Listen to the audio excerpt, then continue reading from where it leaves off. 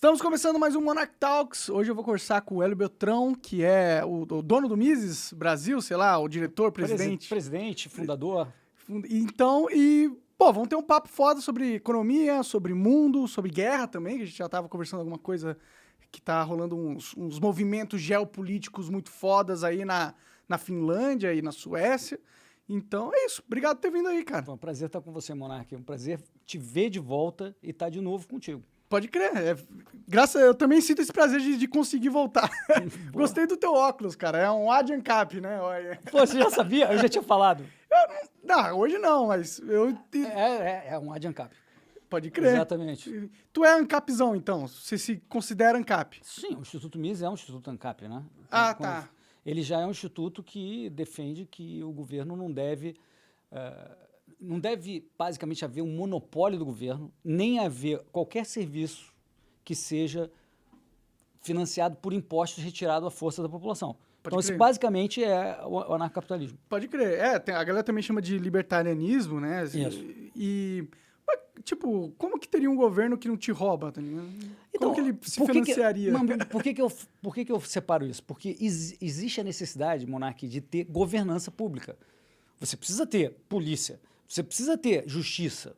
A questão é quem faz a justiça, quem faz a polícia.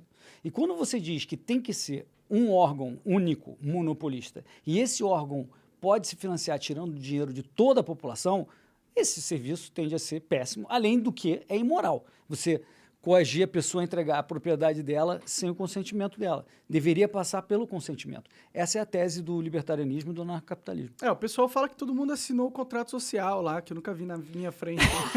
Deve ter algum livro desse aí, mas ninguém nunca viu nesse contrato social. É o contrato social, né? A não ser o dado. Esse é o maior engodo que existe, esse tal de contrato social. Né? Veio lá do Rousseau. A tese de contrato social antes do Rousseau era uma tese de, vem cá, existe um tipo de acordo na sociedade que a gente precisa ter uma governança, senão pode ter desordem, como é que você pega o criminoso e tal. Isso era a tese. Veio o Rousseau e falou, não, tem que ter um contrato social mesmo e eu vou dizer qual que é. O que tá escrito nele, né? Tá e vou te obrigar a assinar, foda-se. Você nasceu e já assinou. É brincadeira isso. É uma foda, né, cara, essa porra. Você vai virar ANCAP quando? Cara, eu gosto muito dessas ideias, a gente tava conversando, né? Eu não quero me colocar em nenhum rótulo e tal, porque eu tenho algumas ideias que não são necessariamente ANCAPs, entendeu? Vai, me dá um exemplo. Renda básica universal, nada ANCAP, isso aí. Se é forçado, não. Sim, mas eu acho que é uma boa ideia, entendeu? Pra mim tinha que acabar com todos os benefícios do governo, transformar tudo em renda universal. Tá? Você se vê chegando para uma pessoa do teu lado falando, olha, como governo, eu vou tirar o dinheiro teu e eu vou fazer o que eu escolhi fazer, que é entregar esse dinheiro para aquela outra pessoa. Você se vê nessa posição de tomar essa atitude de coerção da propriedade da pessoa? Não, eu não curto muito essa parada, não. Então você é ANCAP, porque no fundo é isso que você está dizendo. Você está dizendo, não, eu não vou fazer, Hélio, mas eu quero apoiar alguém que vai fazer. É que, na real, já acontece. Então, já que acontece, vamos tentar tornar isso do melhor forma possível, entendeu? Entendo. Mas aí você está fazendo um ponto interessante pragmático, que é assim, cara, eu acho, pelo que eu entendo do teu ponto, eu acho que o menos pior entre os programas do governo é fazer, por exemplo, uma assistência às pessoas que precisam. E eu acho que todo mundo concordaria. A questão é que, quando você faz isso, em geral, pelo governo, o que acontece? É um papel que está escrito que, eu preciso desse dinheiro porque eu estou desempregado, não sei o quê. Ninguém quer ver ninguém quer saber se a pessoa está melhorando. Não existe uma responsabilização da sociedade. Em geral, as pessoas, nós que empoderamos, para usar uma palavra que a esquerda adora, empoderamos o governo para fazer esse programa, nós vamos falar, eu já pago os meus impostos. Então, por que eu vou me preocupar se esses impostos estão sendo bem gastos? Eu não vou fazer mais nada, eu não vou ajudar mais nada. Em geral, essa é a reação, porque você já está pagando quase toda a tua renda para esses programas. Sim. Se você tiver... Vou dar um exemplo mental, não é ANCAP, mas apenas para ilustrar. Se você tivesse a opção todo esse imposto que está indo para programas sociais, de mandar ou para a tecnologia governo, para fazer essa distribuição e acompanhamento, ou por uma tecnologia tipo uma ONGs auditadas, que você escolha, eu suspeito que você, quase ANCAP, ia escolher, não, peraí, então eu vou escolher essa aqui, porque se ela não estiver fazendo um bom serviço, se não estiver mostrando que 95% do dinheiro está chegando a quem precisa e para as pessoas certas, eu vou trocar por outra ONG. Então, já existe uma questão aqui também de tecnologia. Você está falando, cara, é bacana ter essa renda, mas será que não seria mais bacana você escolher a solução privada? E aí vem a parte melhor. Porque aí você fala, não, o problema é nosso, é meu e seu, Monark, de resolver esse problema no Brasil. Se você delega para o governo, ele nunca vai ser resolvido. Ah, com certeza. Então, a gente precisa entender que isso é um problema nosso, que não adianta a gente falar, não, eu quero que o governo faça isso. Ah, sim. O negócio da renda universal é mais porque, tipo, não é... Renda universal não é dar para quem precisa, entendeu? É você ter uma redistribuição do dinheiro dos impostos igualmente para todos os cidadãos. Sempre, tá ligado? Tipo, tem uma grana que todo mundo dá, a gente pega essa grana, divide para todo mundo igualmente e pronto. O governo não precisa fazer mais caridade, não precisa ajudar quem tá desempregado, não precisa ser isso. Todo mundo ganha, entendeu? Independente de qualquer coisa. Mas no limite, se o que for para o governo volta para as pessoas na mesma proporção, é a mesma coisa que não cobrar o imposto, né? Se fosse igual. Toda a questão dos impostos é justamente para que não seja igual. Não. É que não voltaria na mesma proporção, entendeu? Okay. Tipo, ela voltaria com uma proporção igualitária para todo mundo. Uhum. Então, Entendi. Eu sou um ricaço, por exemplo, e eu tô pagando 2 milhões de reais de imposto todo mês. E o governo, ele pega vai X para cada um, divide por per capita. Isso, exato. Porque para mim parece mais simples, entendeu? Em vez de eu ter que esperar o cara se fuder, só dá a grana logo para ele. A questão é que trocar todo o governo hoje, que faz muito mais do que só isso, por isso também não vai acontecer. Isso também é completamente utópico. Sim, a questão não era nem trocar todo o governo, era só trocar todas as questões de auxílio, entendeu? Mas já é assim, é como você está falando. Não na verdade, que não vai para todos os brasileiros, vai para certas pessoas que precisam. Sim, então aí que tá o problema. Você acha que deveria voltar para mim, para você? Sim, eu acho que tinha que ser, tipo, uma renda básica universal e não importa se você é cidadão, você ganha a mesma quantia de grana, que é uma porcentagem do que todo mundo dá. Porque eu acho que é a redistribuição de renda mais eficiente que eu consigo imaginar, entendeu? Geralmente, os programas de renda mínima ou básica universal, eles falam que, eu vou devolver para você, mas só se você já não fez essa grana por si só. Sim. Então você não receberia, e eu não receberia. Sim. No modelo tradicional, esse teu modelo é um modelo um pouquinho diferente. É interessante. Então, eu acho que sendo universal é legal porque você primeiro tira todo o estigma dessa parada, entendeu? Porque se eu ganho, todo mundo ganha, eu não vou ficar puto com o cara que tá ganhando, porque eu também tô ganhando, entendeu? O ponto de contato entre nós, assim, é o seguinte: a gente vive num século, num mundo cuja tecnologia já permite que não tenhamos ninguém abaixo de certo nível de dignidade. A gente não pode aceitar, mesmo no Brasil, que é um país pobre relativamente, a gente não pode aceitar que tenha gente abaixo de nível de dignidade. Sim. E a gente precisa resolver isso. Se isso não é resolvido pelas pessoas, normalmente, que seria a minha solução, que a responsabilidade seja nossa, tá bom, você vai falar, no limite, então o governo então resolve.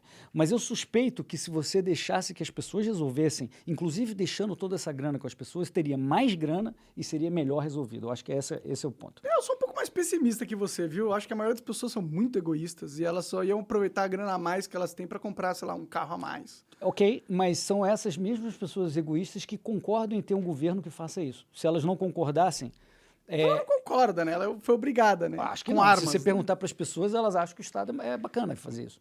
Por isso que existe. Se não existisse o apoio da população para o Estado fazer isso, já não existiria mais. Já teria mudado isso. Porque é que as pessoas acreditam mesmo que o Estado é bacana para fazer isso. E por isso que elas empoderam o Estado para fazer isso. E elas votam em políticos que defendem isso. E elas creem que essa é a solução.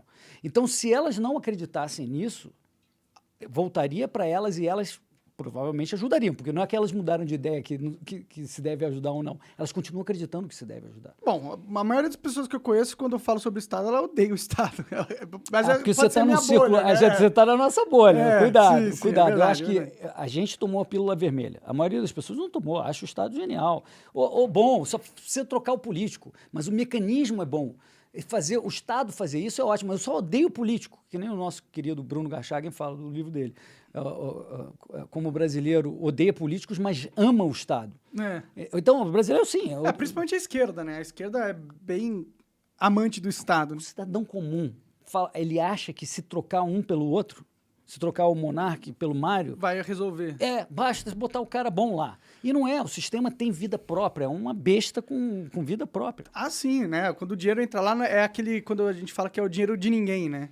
É o E aí, dinheiro quando da é dinheiro viúva. de ninguém, eu posso gastar como eu quiser e eu vou normalmente tentar pegar pra mim. Essa é a maior verdade. O Friedman, Milton Friedman, Milton, falava das 4 formas de gastar dinheiro. Ele dizia, olha, você pode gastar o teu dinheiro consigo mesmo, e aí você vai se preocupar em economizar, em comprar melhor qualidade. Tu pode gastar o seu dinheiro com terceiros, dar um presente de aniversário, por exemplo, você vai economizar e qualidade não é tão importante. Você pode gastar dinheiro de terceiros contigo, se você trabalha numa empresa e tem lá uma conta que você pode gastar na viagem, não sei o quê, durante a viagem, e depois a empresa reembolsa, você vai querer a melhor qualidade possível, mas não liga muito para o custo e tal. Mas o pior caso é quando você gasta dinheiro de terceiros com terceiros. Você quer realmente que se ferre tudo. Você gasta o máximo e qualidade, melhor qualidade, porque tanto faz, é o dinheiro da viúva, como você estava dizendo. Então, se você tem um sistema cujo incentivo fundamental, como você afirmou, Monark, é esse, como é que você espera que dependa da pessoa? Não! O ser humano lá, cara, continua sendo, que nem aquele desenho do Tom e Jerry, que eu assistia muito quando era pequeno, um diabinho aqui e um anjinho aqui. Cara, continua tendo um diabinho aqui, cara. Sim. E o diabinho aqui, se você tem a condição de fazer isso e você acha que é tudo bem, porque me botaram aqui com esse dinheiro para eu determinar gastar, que é o governo, basicamente, então você vai fazer, pô. Sim, sim. E não vai ser bom o resultado. Ah, sim, eu acho que o Estado é intrinsecamente ineficiente por causa desse motivo, né? Exato. Eu concordo plenamente com você, mas não estamos indo para uma mudança, né? O Estado está cada vez mais forte, né? Tem o Bitcoin, né? Que tem dado pelo menos uma luta aí contra esse sistema, porque é descentralizado, então ninguém controla mesmo, não tem como um governo pegar e falar, não, agora o Bitcoin vai valer tanto. Não, agora eu vou pegar todos os seus Bitcoins aqui e vou gastar nisso, né? O Bitcoin é um sistema que tem defesas contra esse tipo de movimento, né? É uma sacada sensacional e inacreditável. É a separação entre um dinheiro, se a gente pode chamar assim, ou pelo menos um currency, uma forma de ter troca ou reserva de valor, e o Estado. Toda vez que você mistura Estado e religião, teocracia, cagada, Estado e não sei o quê, tudo sempre dá problema. Hoje a gente tem um sistema no mundo inteiro, salvo um ou outro país, em que o Estado e o dinheiro estão mesclados via o Banco Central. O Banco Central determina a quantidade de moeda que tem a determinado momento na sociedade, quanto de crédito tem, fica anunciando a cada 45 dias qual vai ser a taxa de juros da economia. Todo mundo fica, os nossos caras. E ficam os bancos todos com um modelo matemático sofisticado tentando replicar o modelo usado pelo Banco Central para ver se ganha mais dinheiro com esse modelo. É uma coisa de maluco. E o Bitcoin, ele, por ser descentralizado e separar o dinheiro do Estado, se ele vier realmente, que é a aposta que a gente tem, a ser usado como um meio de troca, tá? Aí o Estado se deu mal. Porque aí a gente terá encontrado, que é a aposta, terá encontrado uma solução que não passa pelo governo, pela manipulação que o governo faz todos os meses. Você está vendo aí a inflação que todo mundo está sofrendo? Sim. De 15% ao ano, 20% ao ano, todo mundo perdendo poder de compra, não só na sua renda, mas também na sua poupança, que não está acompanhando.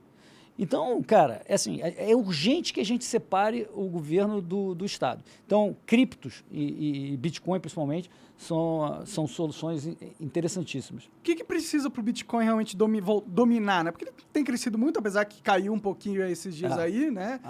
Você falou que tá caindo todas as bolsas, tá? Inclusive estão dizendo aí que tá vindo uma próxima grande crise, olha lá, o Bitcoin... hoje tinha subido e já caiu de novo. Quando eu saí de lá, estava $28 mil. Olha em dólar. Eu não sei, isso aí tem que fazer conta. Nem a NASA sabe fazer a conta com tantos zeros e vírgula. Menos 2.482, ninguém sabe fazer. Mas está abaixo de 30 mil, né? Mas ao mesmo dólares. tempo é uma moeda que está aí há muitos anos já e parece que ela veio para ficar. Mas quando que ela se torna realmente uma ameaça ao sistema de controle dos bancos centrais mundiais. Só quando ela se tornar mais comum em compras normais do dia a dia. Você não pode chegar numa padaria hoje, direito, e de uma forma simples, como você faz um Pix, e comprar Bitcoin. Eu conversei com os caras que falou que tinha já um cartão desse, né? Só Não, que tem, mas não é tão simples, não é tão comum, então. não é tão fácil, né? Não é tão fácil. Não é o Brasil, o mecânico, o Ou pedreiro, não tá ligado. ou não é tão fácil, ou não está aceito no nível que a moeda que a gente usa, que é do governo. No momento em que a aceitação perante a sociedade, porque tem uma questão de aceitação e tem uma questão de tecnologia.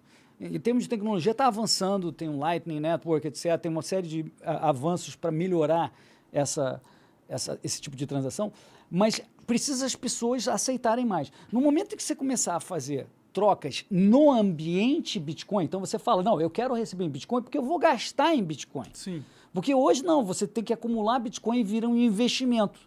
Sim, aí se você quiser gastar, você tem que fazer a conversão. Você tem que fazer a conversão. Não, no momento em que você puder acumular em Bitcoin, porque você vai gastar em Bitcoin, você sabe que você vai poder gastar em Bitcoin para comprar essa água, para pagar essa live, para não sei o quê, aí você estará num mundo onde a moeda governamental está ameaçada. Esse caminho está sendo trilhado. É mais lento do que as pessoas imaginam. Então elas acham, não, então enquanto isso a gente vai usar como a reserva de valor.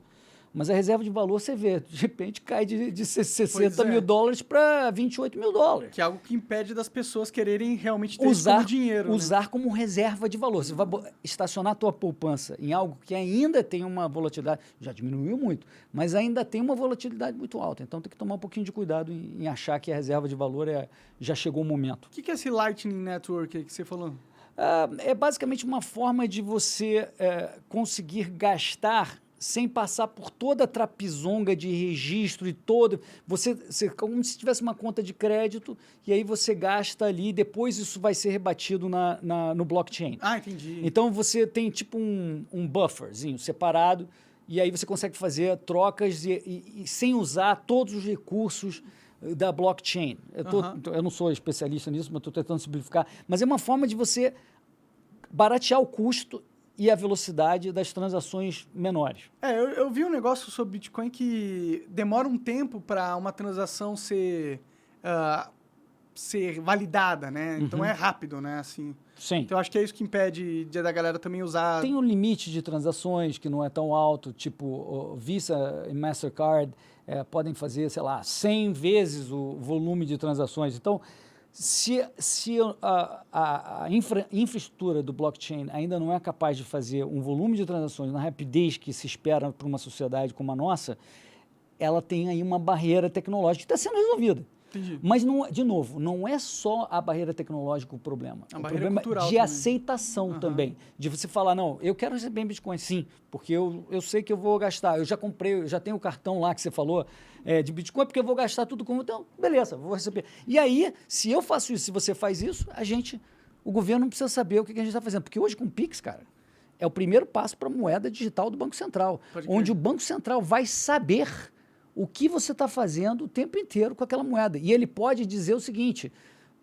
pode creditar juros na sua conta ou pode tirar dinheiro da sua conta, porque você falou um troço contra o ESG, ou porque você falou uma besteira, não sei o que lá, numa live. Então, eu vou tirar o teu saldo, porque agora o saldo será ligado diretamente no Estado. Não passa nem pelo banco, nem é uma cédula que você tem na tua carteira. Faz sentido, é verdade. Ele agora vai controlar esta porra toda. Pode crer. Apesar de que o Pix foi realmente muito positivo na questão de... Em termos de tecnologia. Usabilidade, assim. Não tem dúvida. Agora você vai... Mas o próximo passo é que é perigoso. Entendi. Que é você ter todo o seu dinheiro umbilicalmente conectado no Estado, no Banco Central, onde ele pode usar você como instrumento de política monetária ou de punição social. Entendi. Que hoje não funciona, tem que passar por um juiz, não sei o quê. Depois vai direto no Banco Central. Se você fosse o Estado, como que você mataria o Bitcoin? A única forma de matar o Bitcoin ou a competição é gerenciar a sua moeda bem. E ele não faz isso. Entendi. A gente está vendo a inflação. Então, se você... À medida em que está... Antes, na década de 80, sei lá, não tinha muita competição. A competição era você comprar dólar e botar debaixo do colchão. Tá, é uma competição, mas na prática... Você né? está perdendo dinheiro. Então você fala, então eu posso inflacionar pra caramba e tomar dinheiro da população pela inflação, que mesmo assim o pessoal não vai fugir pro dólar. E não fugiu. A gente, mesmo com a nossa hiperinflação lá atrás, a gente não fugiu para o dólar. Entendi. Né? A gente se ferrou na nossa moedinha até o final. Então, agora é um pouco diferente, porque não é só o dólar. O mundo está ficando mais tecnologicamente sofisticado, você tem outras opções. Quem sabe a gente vai passar a ter conta em dólar no Brasil, em banco, já começa a ser outra competição. O cripto é uma competição. Então, na medida em que você tem mais competição, você não se pode dar o luxo de fazer maluquices, porque aí o pessoal corre mesmo. Então, o Bitcoin está se qualificando pouco a pouco como uma competição. Pelo menos ele deixa os caras mais atentos, né? Isso é positivo pra gente. O Banco Central, Monark, ele jura por Deus que ele está lá para ser o protetor e guardião da moeda. O engraçado ele é o protetor e guardião da moeda, mas não quer deixar ninguém competir com ele. Então, essa história é muito estranha. Ele não dá opção de ninguém usar outra moeda no país. Né? Então, se você não usa, você vai ser o guardião, tem alguma coisa errada nessa conta. Se você é tão bom na gestão da moeda, então permita outras. Sim, eu acho que a lógica de guardião é tipo, não vou deixar outros porque aí eu garanto que a moeda vai... Esse é o guardião do dele. Mas o Estado poderia proibir dentro dos provedores de internet que as pessoas acessassem sites que têm a ver com Bitcoin. Poderia. Mas não sei se adiantaria. Porque né? tem o VPN, né? E não é só isso. Se você diz para transferir Bitcoin, sites de transferir Bitcoin, matar as exchanges, por exemplo. Por exemplo. Ele poderia, mas eu acho que teria reação, né? Não só a reação pública, mas reação tecnológica. Pode crer. Você faria exchange lá fora. Você não pode, tá bom, você vai fechar exchange no Brasil? Beleza, vou usar a lá de fora. Faz sentido, né? Teria que ser um movimento global para banir a parada. Isso. E eu acho que eles não estão... Com essa organização toda. Eles estão assistindo a nossa live? Duvido. Mas por que o Bitcoin caiu pra caralho agora? Tá rolando alguma coisa aí? Tá rolando. O que tá rolando? Tá rolando o seguinte, há muito tempo o Banco Central americano vem injetando recursos no mercado, criando moeda do nada, né? Basicamente imprimindo dinheiro. Até agora, nos últimos 15 anos, até agora, muito recentemente, isso não tinha gerado inflação. Só que agora começou a gerar inflação. E aí os caras estão numa sinuca de bico, porque toda a solução para qualquer problema que eles tinham, deixa comigo, eu imprimo mais. Só que agora, inflação é um problema grande para os políticos também. O cara não consegue ser reeleito, o pessoal fica pé da vida, ameaça protestos, greves, não sei o que, sindicatos, aquela confusão. Então, cara, temos que cuidar da inflação também.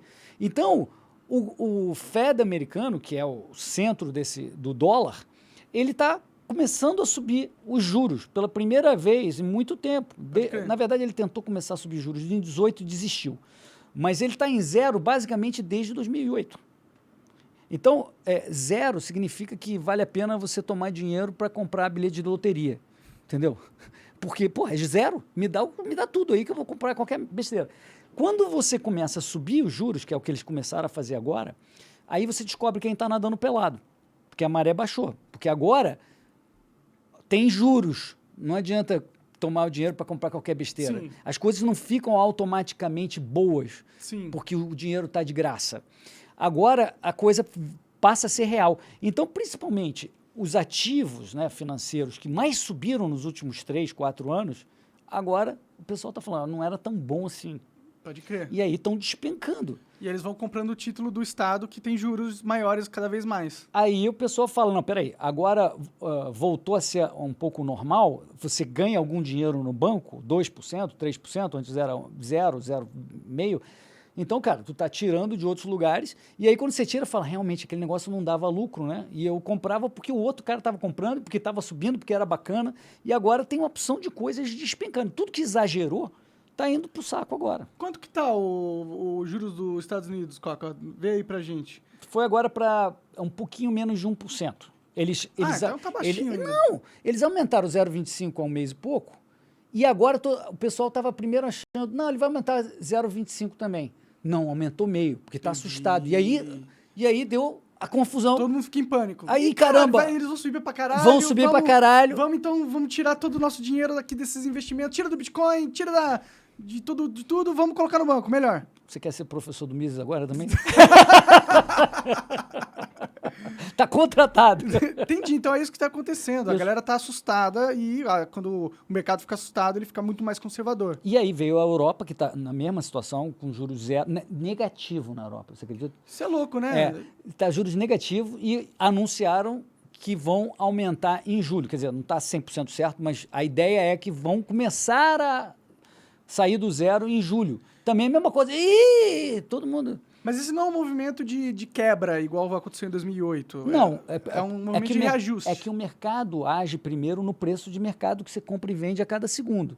Mas aí, no minuto seguinte, aquela empresa que achava que ia ter esse dinheiro não tem mais.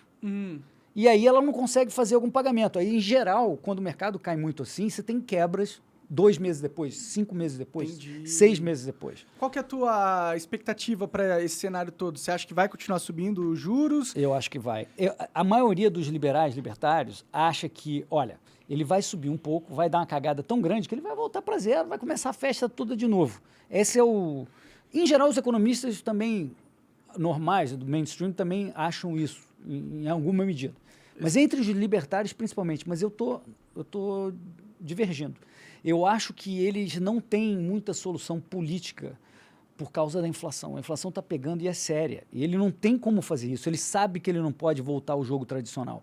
Ele vai ter que aceitar, vai pedir para o governo, para o Tesouro Nacional tentar ajudar. Você ajuda aí, mas eu aqui na moeda, eu tenho que jogar esses juros para cima por causa da inflação. Você se vira aí, faz um pacote. Sabe, os pacotes que o governo faz, estímulo, mas fora do Banco Central. Pacote de estímulo, dá um subsídio aí, arruma um jeito, mas aqui eu tenho que fazer meu trabalho, negão. Pode crer. Entendeu? Eu acho que é por aí. Eu acho que o pessoal ainda não entendeu a dimensão, que pode chegar a 4%. Entendeu? E se chegar a 4%... E você pode dar uma quebradeira geral ou não? Como o sistema é muito alavancado, né, tudo é baseado em dívida e crédito, quando as expectativas caem um pouco, na hora de o que bate no bolso é muito maior, porque a alavancagem faz você aumentar o teu retorno quando vai para cima. Mas quando vai para baixo, você aumenta a pica também. Sim. Então, agora que está caindo, o efeito que dá no caixa, no din-din mesmo do dia a dia, empresas, aumenta muito mais do que caiu o preço. Entendi. No fim do dia, a quantidade de dinheiro da sociedade é um negocinho pequeno comparado com o nível de crédito. Então, se o crédito diminuiu, aperta tudo aqui. Entendi. No sistema financeiro. E isso, sim, tem muita chance de pegar a gente que estava muito alavancado, que estava ganhando dinheiro baseado no juros zero, mas não ganharia em juros normais. Esses são os que mais vão sofrer. Principalmente os que subiram mais nos últimos tempos. Empresas de tecnologia subiram muito nos últimos tempos. Entendi. Mas então não é um negócio... Olha, tem uns queijinhos, umas paradas. Olha aí. Olha que maravilha. Aliás, falando sobre esse tema, eu quero te deixar aqui esse livro. O que o governo fez com o nosso dinheiro. Um livro do Murray Rothbard, que está no nosso logo do Instituto. É essencial para quem quer entender o que a gente está discutindo agora, sobre mercados, dinheiro, Banco Central. Fantástico. O que ele fala exatamente, assim, um resuminho aí para a galera? Ele traça um histórico de como que surgiu a moeda. Basicamente, antes era ouro em pó, pesado na balancinha, ou prata em pó. Aí teve um cara genial, lá na Lídia, uma parte da Grécia, que inventou o lingote padrão, que é uma moedinha mesmo. E aí, o lingote padrão era do tamanho sempre igual, e, em geral você botava o cara e coroa em relevo para você não poder raspar, e botava as ranhuras laterais para você também não poder clipar do lado e tirar um pedacinho. Entendi. E isso era a tecnologia da época para não falsificar. Geralmente feito por cunhadores privados. Né? Depois o governo virou o cara que... Não, deixa que eu cunhe a moeda. Eu quero esse poder para mim, vai. Eu quero esse poder para mim. E aí ele mesmo clipava, diminuiu o tamanho da moeda, dizia que tinha 1 grama de ouro, mas não tinha. Misturava com outros metais e aí começou a inflação. Entendi. Começou a inflação, os romanos foram a hiperinflação lá de trás, né? Entre o ano 0 e o ano 200, 99% do denários, que era a moeda padrão deles de prata, foi diluída com inflação. Só tinha 1% de prata no final dos 200 anos. Caralho, entendi. E aí, cara, entre outros motivos, mas esse principal, o Império Romano ruiu por causa de descontrole de gastos e da inflação. E aí ele foi mostrando como os governos operam a nossa moeda. E aí quando inventaram o papel moeda, começou o negócio a ficar interessante, porque interessante para eles, não para nós. Porque ele fala, não, eu tenho aqui o ouro guardado aí, você recebe esse papel aí. Né? E, na verdade, ele gastava gastava o ouro e você ficava circulando com o papel. Sim. Né? E aí veio até os dias de hoje, a manipulação hoje nem é mais em papel. O nível de abstração foi por um outro nível. Basta ele apertar um botão eletrônico e você vai lá no caixa eletrônico e você acredita que tem aquele dinheiro grana, lá. né? Mas não necessariamente você tem aquela grana em todos os momentos. Se tem qualquer tipo de ameaça de corrida bancária, aquilo lá já não vale mais nada. Pode crer. Então, essa manipulação inteira, desde o início até agora, está toda descrita nesse livrinho, que você viu aí, tem 80 páginas, alguma coisa assim. Curtinho. Curtinho. E aí dá para comprar lá no Instituto Mises? Opa, sem dúvida. E no Instituto, na verdade, está distribuído em todas as livrarias, sim, na Amazon. Mas de preferência vai lá na loja do Mises, né? Seria bom. Pode crer. Eu vi umas histórias no passado. Na prática, olha, eu recomendo até você, se você quer internet, vai numa Amazon da vida, que vai chegar mais rápido, faz melhor que a gente, cara. Ah, pode crer.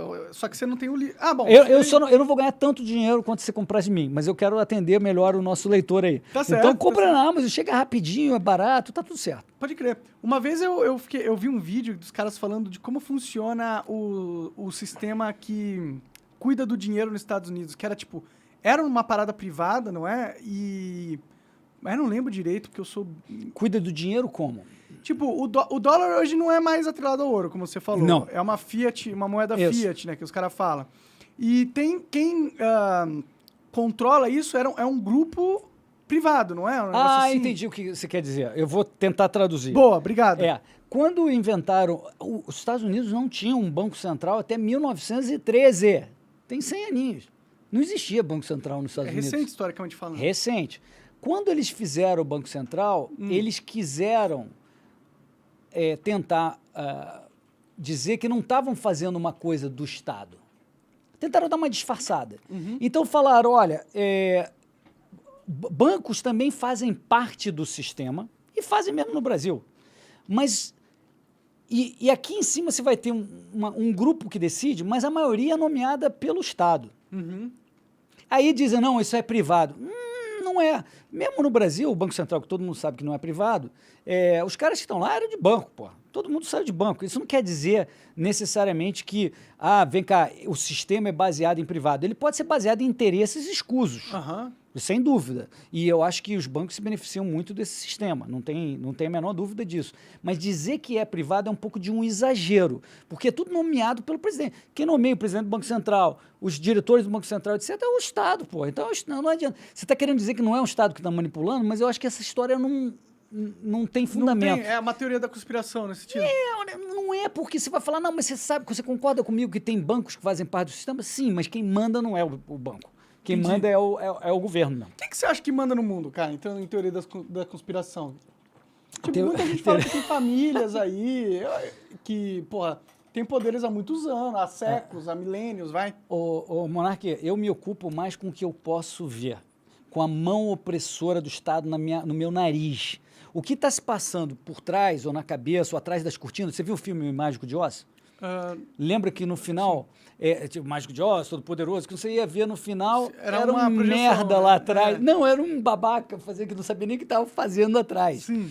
Pode ser que tenha um cara atrás, ok, mas por que eu vou me ocupar com isso se os danos reais do que o governo faz nos afetam todos os dias? Eu vou reclamar dessa mão na minha cara, dessa bota no meu pescoço, dessa manipulação da inflação e da nossa moeda. O que está acontecendo atrás? Quem é amigo de quem? Quem falou o quê? Por que eu vou me ocupar com isso? Não, é só curiosidade mesmo. Mas esse é o meu ponto. Se existe ou não, é legal. É o Mágico de Oz lá atrás. Quem é o mágico? Legal, é legal saber quem é o mágico, porque eu quero saber quem é o cara. Tá bom, desmonta a máquina do Mágico de Oz. Que aí você vê quem é. Que aí você vê quem é, cara. É verdade. Desmonta a máquina, cara. Ele só é o Mágico de Oz, sei lá, esse Bilderberg Society, sei lá o que. Tem a família Rockefeller. Só é o Rockefeller malvadão se ele puder usar a força do Estado em seu benefício. Então, cara, no fundo é a força do Estado que é o problema. Tá certo? Porque se o Rockefeller morrer, vai entrar um outro cara que vai... Então, qual que é a diferença? Trabalha contra a máquina do Estado. É verdade mesmo. Falando em Estado, O que você tá achando desse negócio da Finlândia querer entrar na ONU, não, na OTAN? Cara, é uma mudança radical, porque a Finlândia nunca pensou nisso. E Suécia também está pensando, vai anunciar segunda-feira se vai entrar ou não. A expectativa é de que vai entrar também. Eles sempre se declararam como neutros ali, sempre muito assustados, sempre foram um estado buffer entre realmente a Europa Ocidental, o mundo ocidental e a União Soviética. E se eles se colocarem nessa posição, é uma posição muito diferente do status quo. Com razão até, por causa da agressão do Putin à Ucrânia. Você falou, pô, ser neutro não tava ajudando porra nenhuma. E o cara, se ele. Só do medo de a gente entrar, ele já vai invadir, então vamos entrar essa porra logo. Pois é, mas você concorda? Assim, tá indo para um lado um pouco imprevisível, porque se o Putin é maluco o suficiente para ter feito o que fez, será que só porque a Ucrânia estava se assanhando, não tinha nem topado entrar na OTAN, estava só se assanhando. Rapidinho, né? Pô, e o cara que efetivamente entra? Mas aí se ele entrar, não tem como ele fazer mais nada, né? Talvez seja por isso que o Putin agiu antes que entrasse. Mas ele já deu ultimatos na época da Ucrânia, ele falou, se a Ucrânia ameaçar ou entrar, nós vamos invadir. Se ele fez isso para ela, por que a atitude dele vai mudar muito com a Finlândia? Só por medo de se ferrar. Mas você concorda que o receio dele, se era genuíno, é maior ainda? Sim. É maior ainda, porque ele está perdendo a OTAN, o inimigo, a força oposta, agora não está mais a 300 quilômetros de distância. Está grudado nele. Na fronteira, né? Então ele sempre declarou que isso era uma ameaça a ele. Sim. Então, agora a ameaça multiplicou. E agora é real, mais real do que nunca, né? O ponto é que está havendo uma escalada. Se você olhar, sem julgamento de valor, claro, com quem está fazendo o quê? O ponto é que você está vendo a escalada dos conflitos. E isso pode levar a uma aceleração da escalada ou a consequências que as pessoas não estão prevendo ou não estão preparadas. Né? Tem uma questão que, pô, Putin tá se fudendo nessa guerra da Ucrânia, né? O país dele tá com várias sanções, né? Lá o povo dele não deve estar muito feliz. Deve ser difícil para ele ficar comprando várias guerras ao mesmo tempo, né? Toda guerra em múltiplas frentes gera problema e ele está realmente tendo uma inflação inesperada por causa disso. Se bem que o rublo voltou à estaca do que era antes, porque eles estão também manipulando. É outra história interessante, mas voltou ao que era antes. Primeiro chegou a 130 e já voltou abaixo de 70. Quando começou a guerra, no dia anterior à guerra, se eu não me engano, estava 75, está abaixo do que estava. Pode crer, então desvalorizou bastante. Valorizou bastante. Desvalorizou para 130 e hoje está melhor do que estava. Ah, é? Caralho, como que ele faz isso? Em parte é a manipulação mesmo de dizer, cara, tu não consegue converter. Fica aí com o teu rublo, monarca, aqui. Entendi. Monarca russo. Fica aí com o teu rublo porque eu não vou deixar você converter. Pode crer. E aí também a taxa de câmbio não vai para onde tem que ir. Mas, ao mesmo tempo, ele fez uma série de medidas. Por exemplo, ele está obrigando os compradores de gás dele a pagar em rublos, o que valoriza a moeda dele. Tem uma série de manipulações que ele está fazendo. Mas conseguiu conter o risco de ter uma desvalorização. Hiperinflação, de uma hiperinflação descontrolada baseada na moeda, principalmente. Pode crer. Nossa, loucura, por que ele foi se meter nessa porra, né? Pois é. Podia só ter, sei lá. Agora, você diz ele vai ter problema interno, mas ele também manipula muito as notícias, né? O conteúdo lá dentro. Então, o Facebook está proibido. Então, as pessoas em geral acham que a Ucrânia é a vilã e agora, sem dúvida, a OTAN vai virar a vilã. Antes era só a Ucrânia, agora é a OTAN, porque a OTAN está suprindo armas, os países da OTAN, e agora a Finlândia e a Suécia, vamos esperar segunda-feira, mas deve estar entrando na OTAN, então é porque a OTAN está coagindo esses países a entrar, ele é o vilão e nós somos russos, estamos sendo atacados, isso é uma ameaça, estão vindo para cima. E então o povo russo, quer dizer, fica, a não ser que seja muito esclarecido para entender toda essa dinâmica. Que a maioria não deve ser, né? Que não deve ser e não deve ter acesso. Aí você acredita no Putin, no teu líder, afinal você é russo, vamos embora. Então. Eles têm um nacionalismo forte lá, né? Sim. Ele fala que quer desnazificar, né? Ele fica falando isso, vou desnazificar a Ucrânia. Para nós parece bizarro, mas se isso ainda encontra algum eco, é porque tem gente que acredita mesmo nessa tese. Pode crer, ele não teria escolhido essa estratégia se não tivesse alguma efetividade. Os caras devem realmente. achar que o Zelensky é um baita nazi, não sei que não faz sentido nenhum. Que ele é judeu, né? É, então, mas a galera vai na onda, pô. É o negócio do nacionalismo, a manipulação. Pode crer. Uma parada que eu tenho vontade, né, sabendo dessa parada toda, dessa crise toda, e vai Terceira Guerra Mundial e bomba atômica, eu tenho vontade de ir pro meio do nada, construir uma casinha... Você já tá. É, no Brasil? Fica tranquilo. Aqui ninguém se importa com aquilo. Cara, isso é a coisa linda de estar no Brasil. É tão periférico que a gente está muito longe de dano disso, a não ser que tenha... Uma guerra de 1000 ogivas nucleares mundiais, não tem. A gente já está... Nesse afastado. aspecto, a gente está muito longe. Você já está, não precisa ir para lugar nenhum. Assim, mas aqui também é uma merda, né? A gente, não. A gente tem os nossos próprios Putins aí, né? A nossa radioatividade está aqui todos os dias, cara. Exato. Então, eu tenho vontade de ir pro meio do mato criar uma casa autossustentável, meu. Isso é bacana. Nossa, Já escrevi sobre isso na Folha. Sobre... O que você acha de casas autossustentáveis? Como que faz uma casa autossustentável? Eu não sei, eu não entendo da tecnologia de construção, mas assim, você está tentando trabalhar o teu próprio lixo, você está tentando gerar a sua própria energia, você está tentando ter o menor impacto na sociedade e ficar mais autônomo. E eu acho que, eu não quero mudar de assunto, eu quero responder isso aí, mas isso é muito importante para o mundo de hoje. A tendência geopolítica mais forte de tudo que está acontecendo é a tal autarquia. O que é a autarquia? São os países ficarem mais autossuficientes, menos dependentes dos outros, que é muito negativo em termos de comércio. Você sabe que quando a gente comercializa, a gente ganha. Sim. Né? E se você fica mais autárquico, você passa a querer produzir tudo meio dentro de você. O que é meio que impossível um país conseguir produzir tudo exatamente. Mas mesmo que você não vá para o tudo, se você tenta mais e mais produzir você...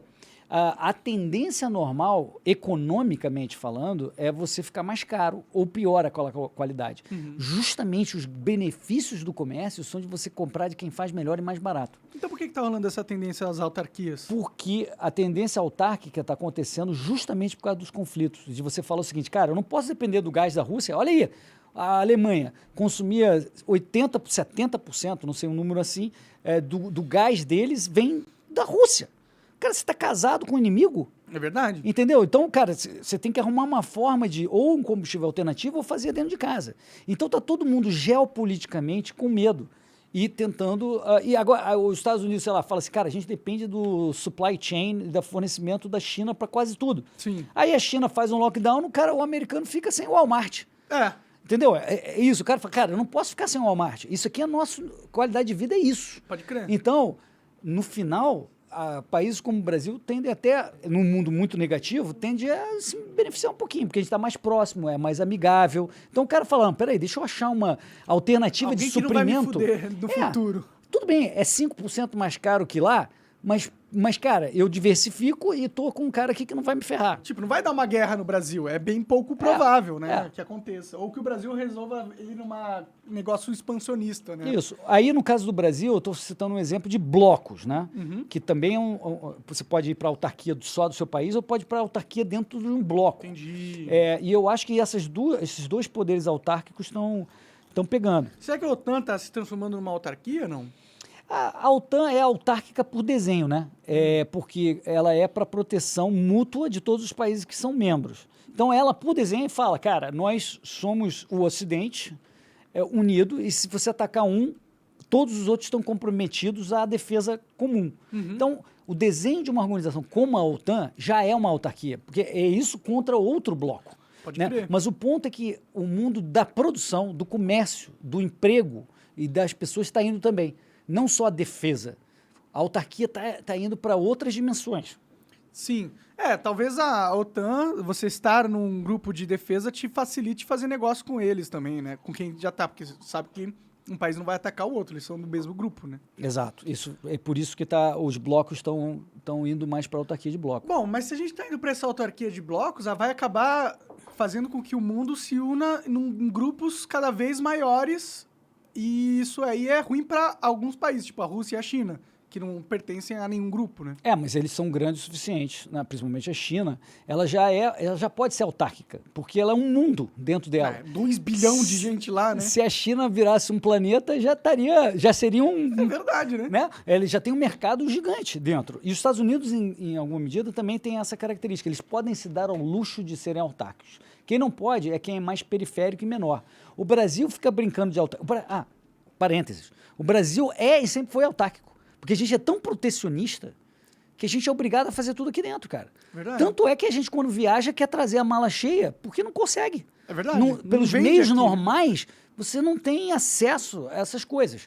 Então, o Brasil está mais acostumado, por pior que isso pareça, ao mundo autárquico, porque a gente é autárquico, infelizmente, e que precisava mudar. Bom, mas olhando a sua lógica das tendências que estão acontecendo, a gente vai se dar bem, então, nisso, né? Porque se o mundo tá ficando cada vez mais autárquico, então a gente já se preparou por muito tempo. Mas esse mundo é pior do que um mundo alternativo. Tá, mas pode ser pior pra geral, mas bom pra gente, né? Sim, mas eu acho que a gente perde junto, a gente perde menos. O ponto é que a gente perde menos, porque um mundo menos globalizado, um mundo desglobalizado, como estão falando, a desglobalização, o Marcos Trujillo... Tá rolando bastante esse assunto? O Marcos Trujillo fala muito nisso, é o cara que toca hoje o Banco dos BRICS lá na Ásia. Interessante. Que trabalhava com Guedes e foi lá para... Ele fala muito sobre a desglobalização, que é essa coisa de você virar mais autárquico, diminuir o nível... Pela primeira vez, desde a origem do capitalismo, sei lá, mais recente, o comércio diminuiu. Tudo bem, teve a pandemia, etc., mas o comércio está perdendo força, o comércio internacional. Pode crer. E aí você deixa de ser integrado, você perde competitividade, as coisas ficam mais caras e piores. Um aparelho sofisticado, como um iPhone, ele depende da capacidade de caras no mundo inteiro de fazerem o melhor. Um avião como a Embraer, né, e a Embraer tem um regime especial que ela não está na autarquia, porque ela pode fazer o drawback, que ela importa todos esses troços sem imposto, desde que ela exporte. É mesmo? Que jogada pros caras, hein? Tem, acho que não é só a Embraer, não. Tem algumas empresas tem uma ou outra coisa que consegue fazer o tal do drawback, né? Então você importa tudo a zero de imposto, desde que você comprove que você está exportando de volta. Tá, entendi. Entendeu? No avião, porque a Embraer exporta o avião, né? Pode crer.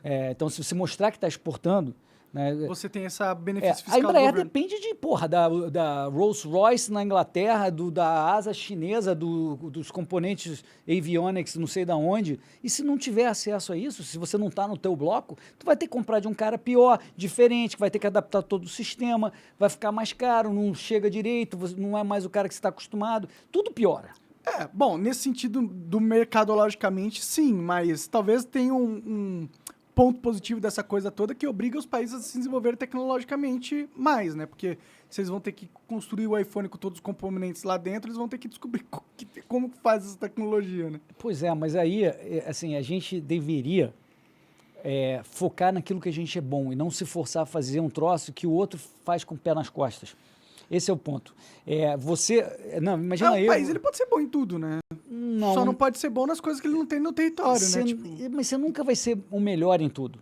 E imagina que você é um neurocirurgião, tá? Você é bom pra cacete em cirurgia, super competente, etc. E você é muito melhor do que a tua assistente ou teu assistente em fazer agenda, em emitir nota fiscal, lidar com coisas. Você é muito melhor, porque você é um neurocirurgião, você sabe muito melhor. Mas ainda assim, vale a pena você não fazer o trabalho da assistente e fazer mais neurocirurgias. Se você se obriga a... Porque aí você paga uma pessoa... Isso. Se você se obriga a saber tudo, seja no nível do neurocirurgião de uma cidade ou de um país, você vai estar abrindo mão de tirar o melhor de você. Você podia estar envolvendo sua população em fazer. E não só lucrativo, pensa em realizar o seu potencial como monarca, de fazer o seu melhor. Entendi. Esse é o problema.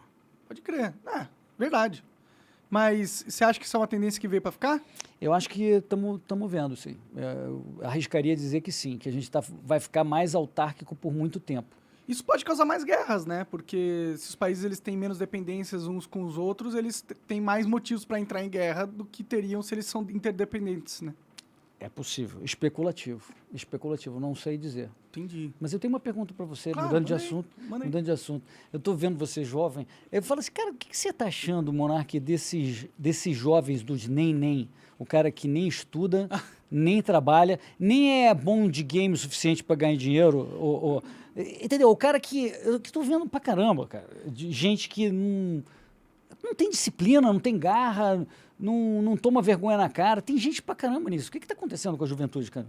Cara, eu acho que a gente tá vivendo um processo que é muito culpa do tipo de país que a gente é, né? Aqui tem pouca indústria, tem pouca oportunidade, né? Então, o jovem, ele sai da escola e ele percebe que não tem para onde ele ir. E isso desanima ele não consegue entrar em profissões ou carreiras que ele poderia entrar e crescer. E aí ele fica tentando procurar emprego durante muito tempo, não acha, aí brocha com a vida e aí fica assistindo Netflix e cancelando os outros na internet. Cara, mas...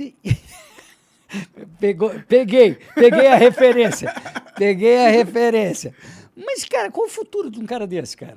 O que vai acontecer? Quem ele acha que vai sustentar ele ou cuidar dele? Sei lá, o que ele acha da vida, assim? É problema, né, cara? Porque eu acho que a nossa sociedade evoluiu a um ponto que permite que essas pessoas consigam se manter no nem.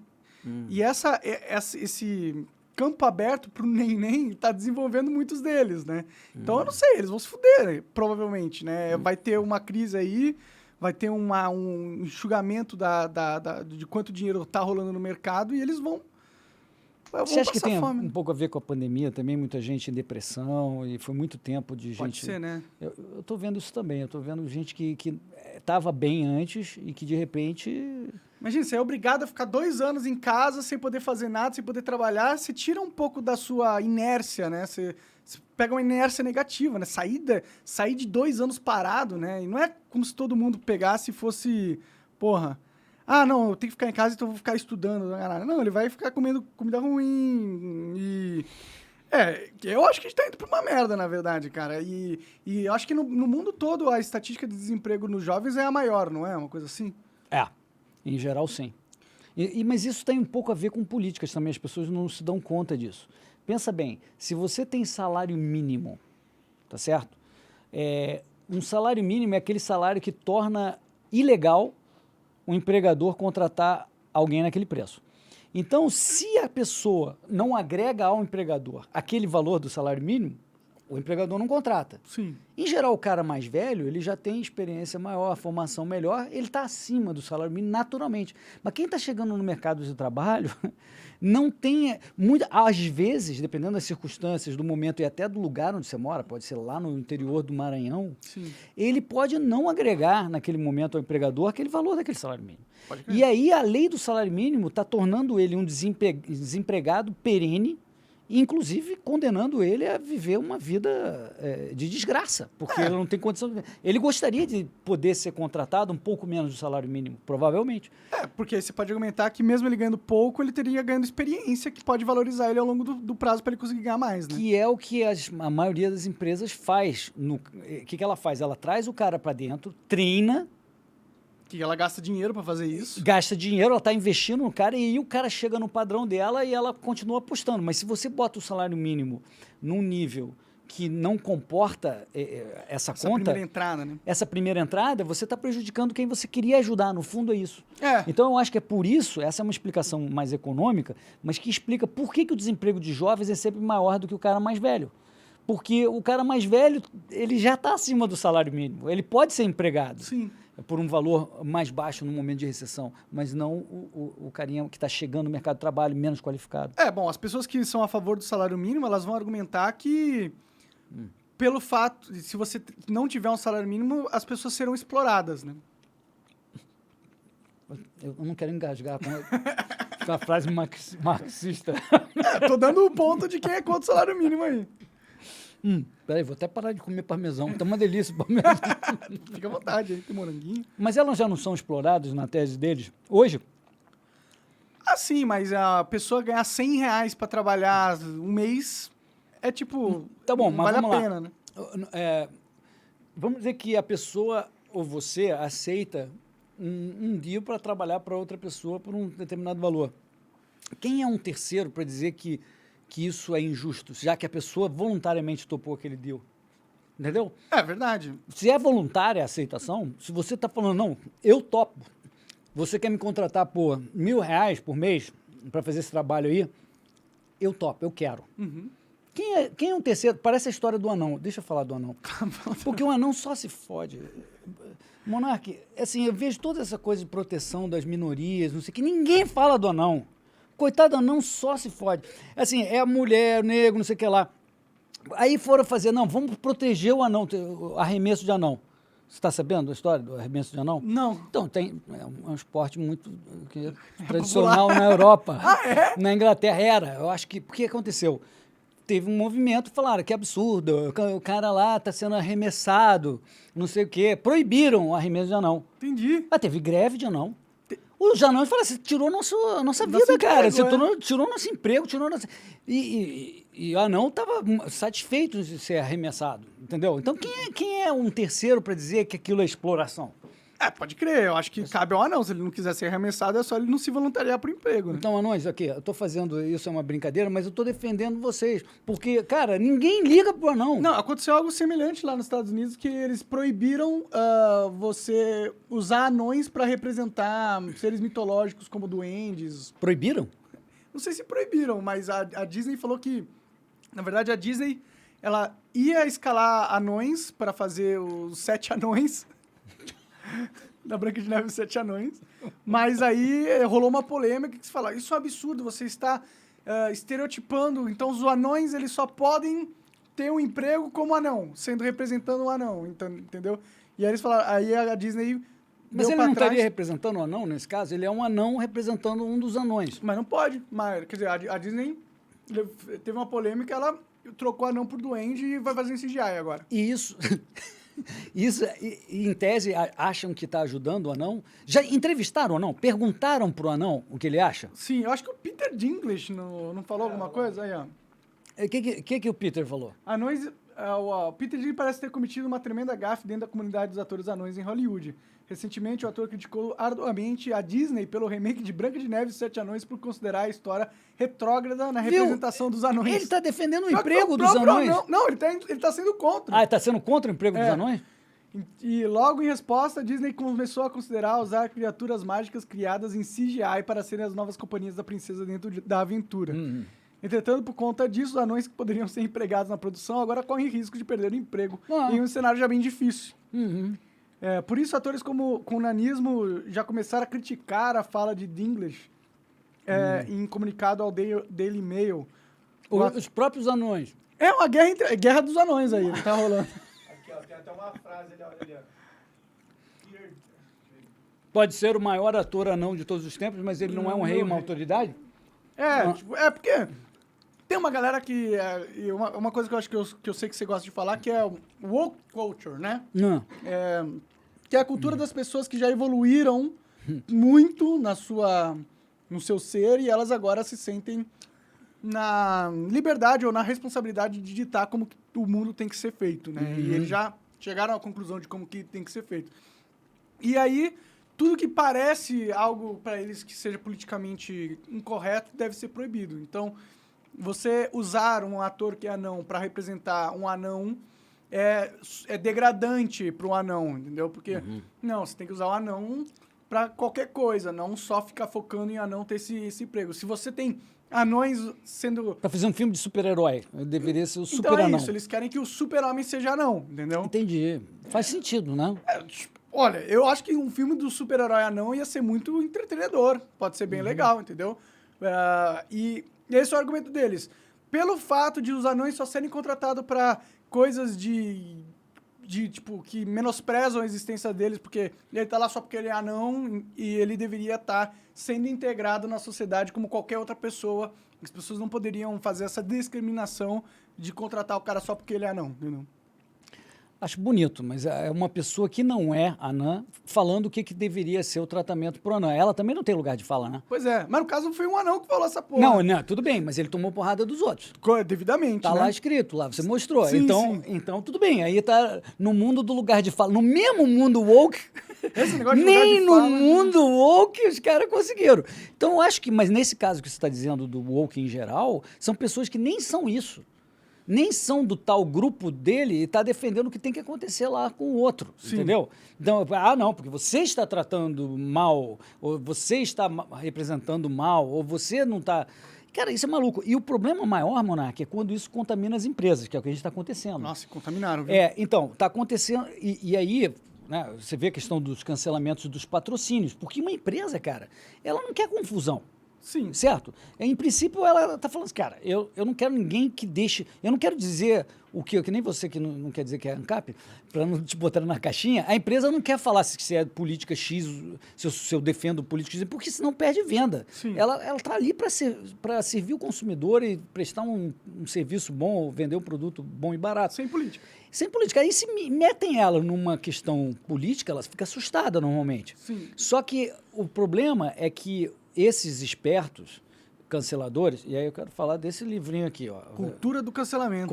O Alan Dershowitz é um cara de esquerda, que sempre defendeu... É mesmo? Defendeu Clinton lá atrás, mas ele fez alguns na esquerda defendem, você deve ter acompanhado aí, defendem a liberdade de expressão como Sim. nós. O PCO, Glenn Greenwald. E você tá indo no PCO, né? Eles vêm aqui, inclusive. Ah, eles vêm aqui? Sim. Será que eles vão invadir? Ah, não vão porque eu convidei. Mas o PCO tá até melhor que o João Amoedo recentemente. Cara, o PCO, ele fala várias coisas que eu falo, que eu concordo, mano. Tipo, eles são a favor da legalização de todas as drogas, Perfeito. que eu também sou a favor. Também. Então, PCO, será que o PCO tá virando ANCAP, cara? Estão ensaiando. Mas acho difícil. Não vamos acreditar muito nisso. Faz a pergunta para eles. Eu vou perguntar. Mas não vão, porque eles não acreditam na propriedade privada. Né? Então ele acha, e esse é o problema dos comunistas, socialistas em geral. Ele diz o seguinte, cara, você trabalhou e você poupou, mas isso não deve ser seu. Tá certo? Não é Dá pro seu. Estado que a gente sabe fazer isso melhor. Porque ele quer dizer o que vai fazer com o dinheiro. Então, se a pessoa não quer violar o direito mais fundamental, por que é o direito mais fundamental?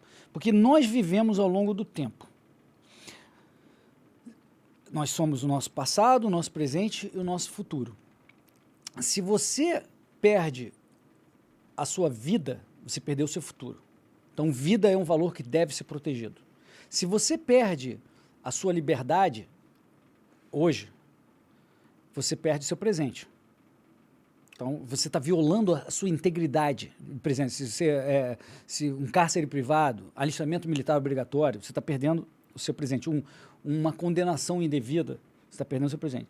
E se você perde a tua propriedade, você está perdendo a parte da sua vida que com seu esforço, seus talentos, você gerou aquela propriedade. Sim. Então você está perdendo boa parte da sua vida também.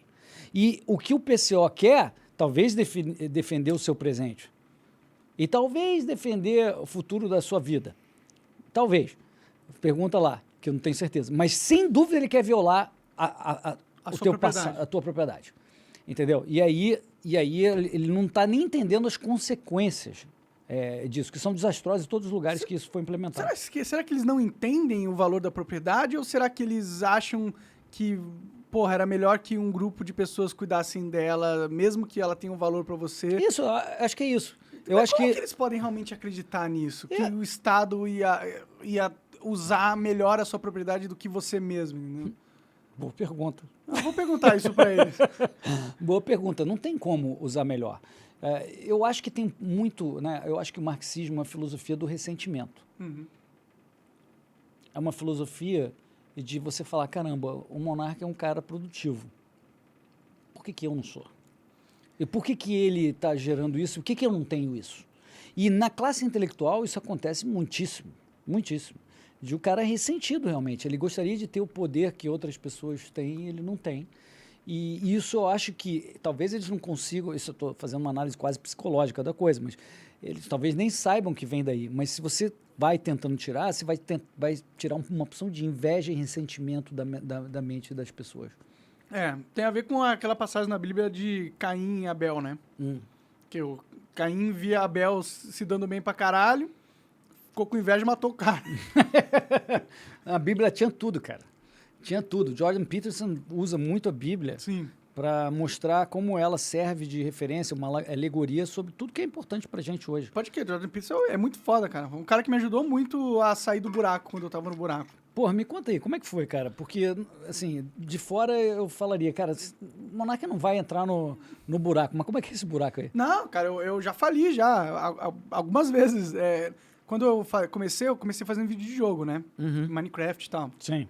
E depois de 5 anos fazendo isso, eu perdi completamente o meu público por causa de decisões erradas que eu tomei, entendeu?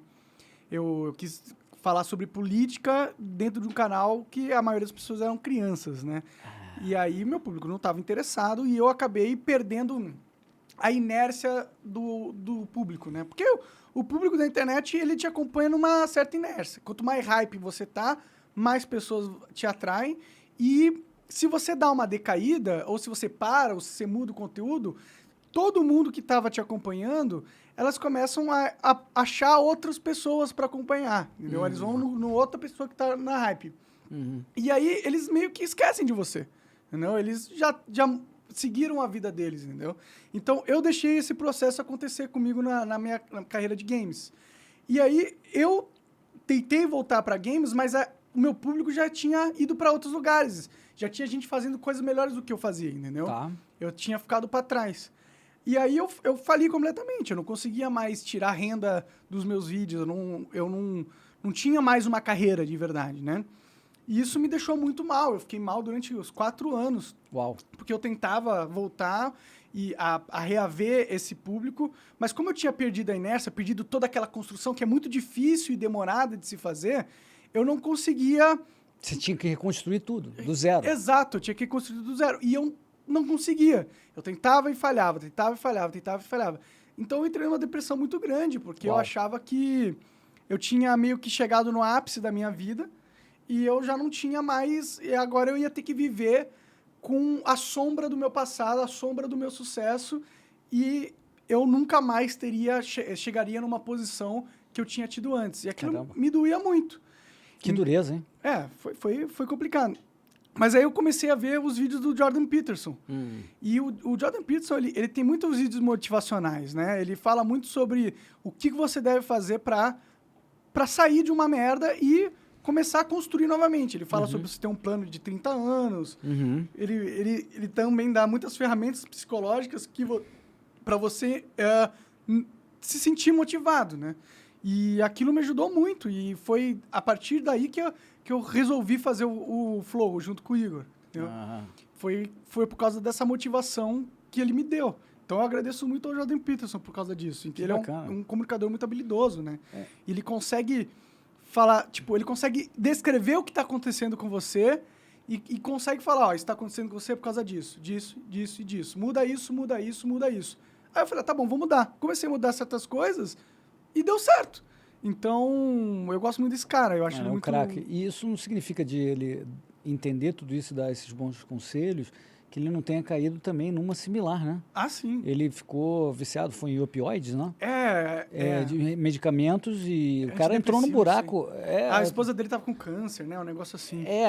Mas tudo bem, todo mundo tem sérios problemas, mas ele entrou numa dependência... Pesado, ele foi até para uma clínica de reabilitação, né? Pois é, cara, você vê que loucura, quer dizer, mesmo... Ele passava uma dureza muito grande, né? Os caras massacravam ele nos programas, e ele é muito tenso, se cobra bem, e ele...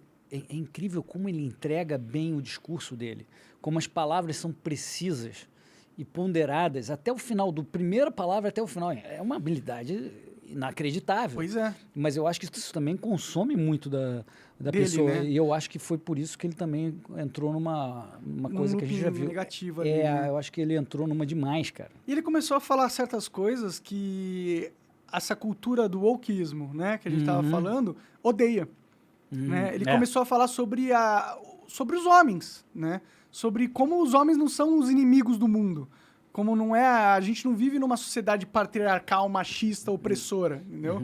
E começou a falar como os homens, eles eles têm uma função social muito foda. Uhum. Tipo, quem que você acha que construiu as estradas e levantou a maioria das casas? Quem que você acha que entra nos bueiros pra limpar? Não são as mulheres que fazem isso. As mulheres têm um papel muito importante, só que em outras áreas. O ponto é que são distintos, né?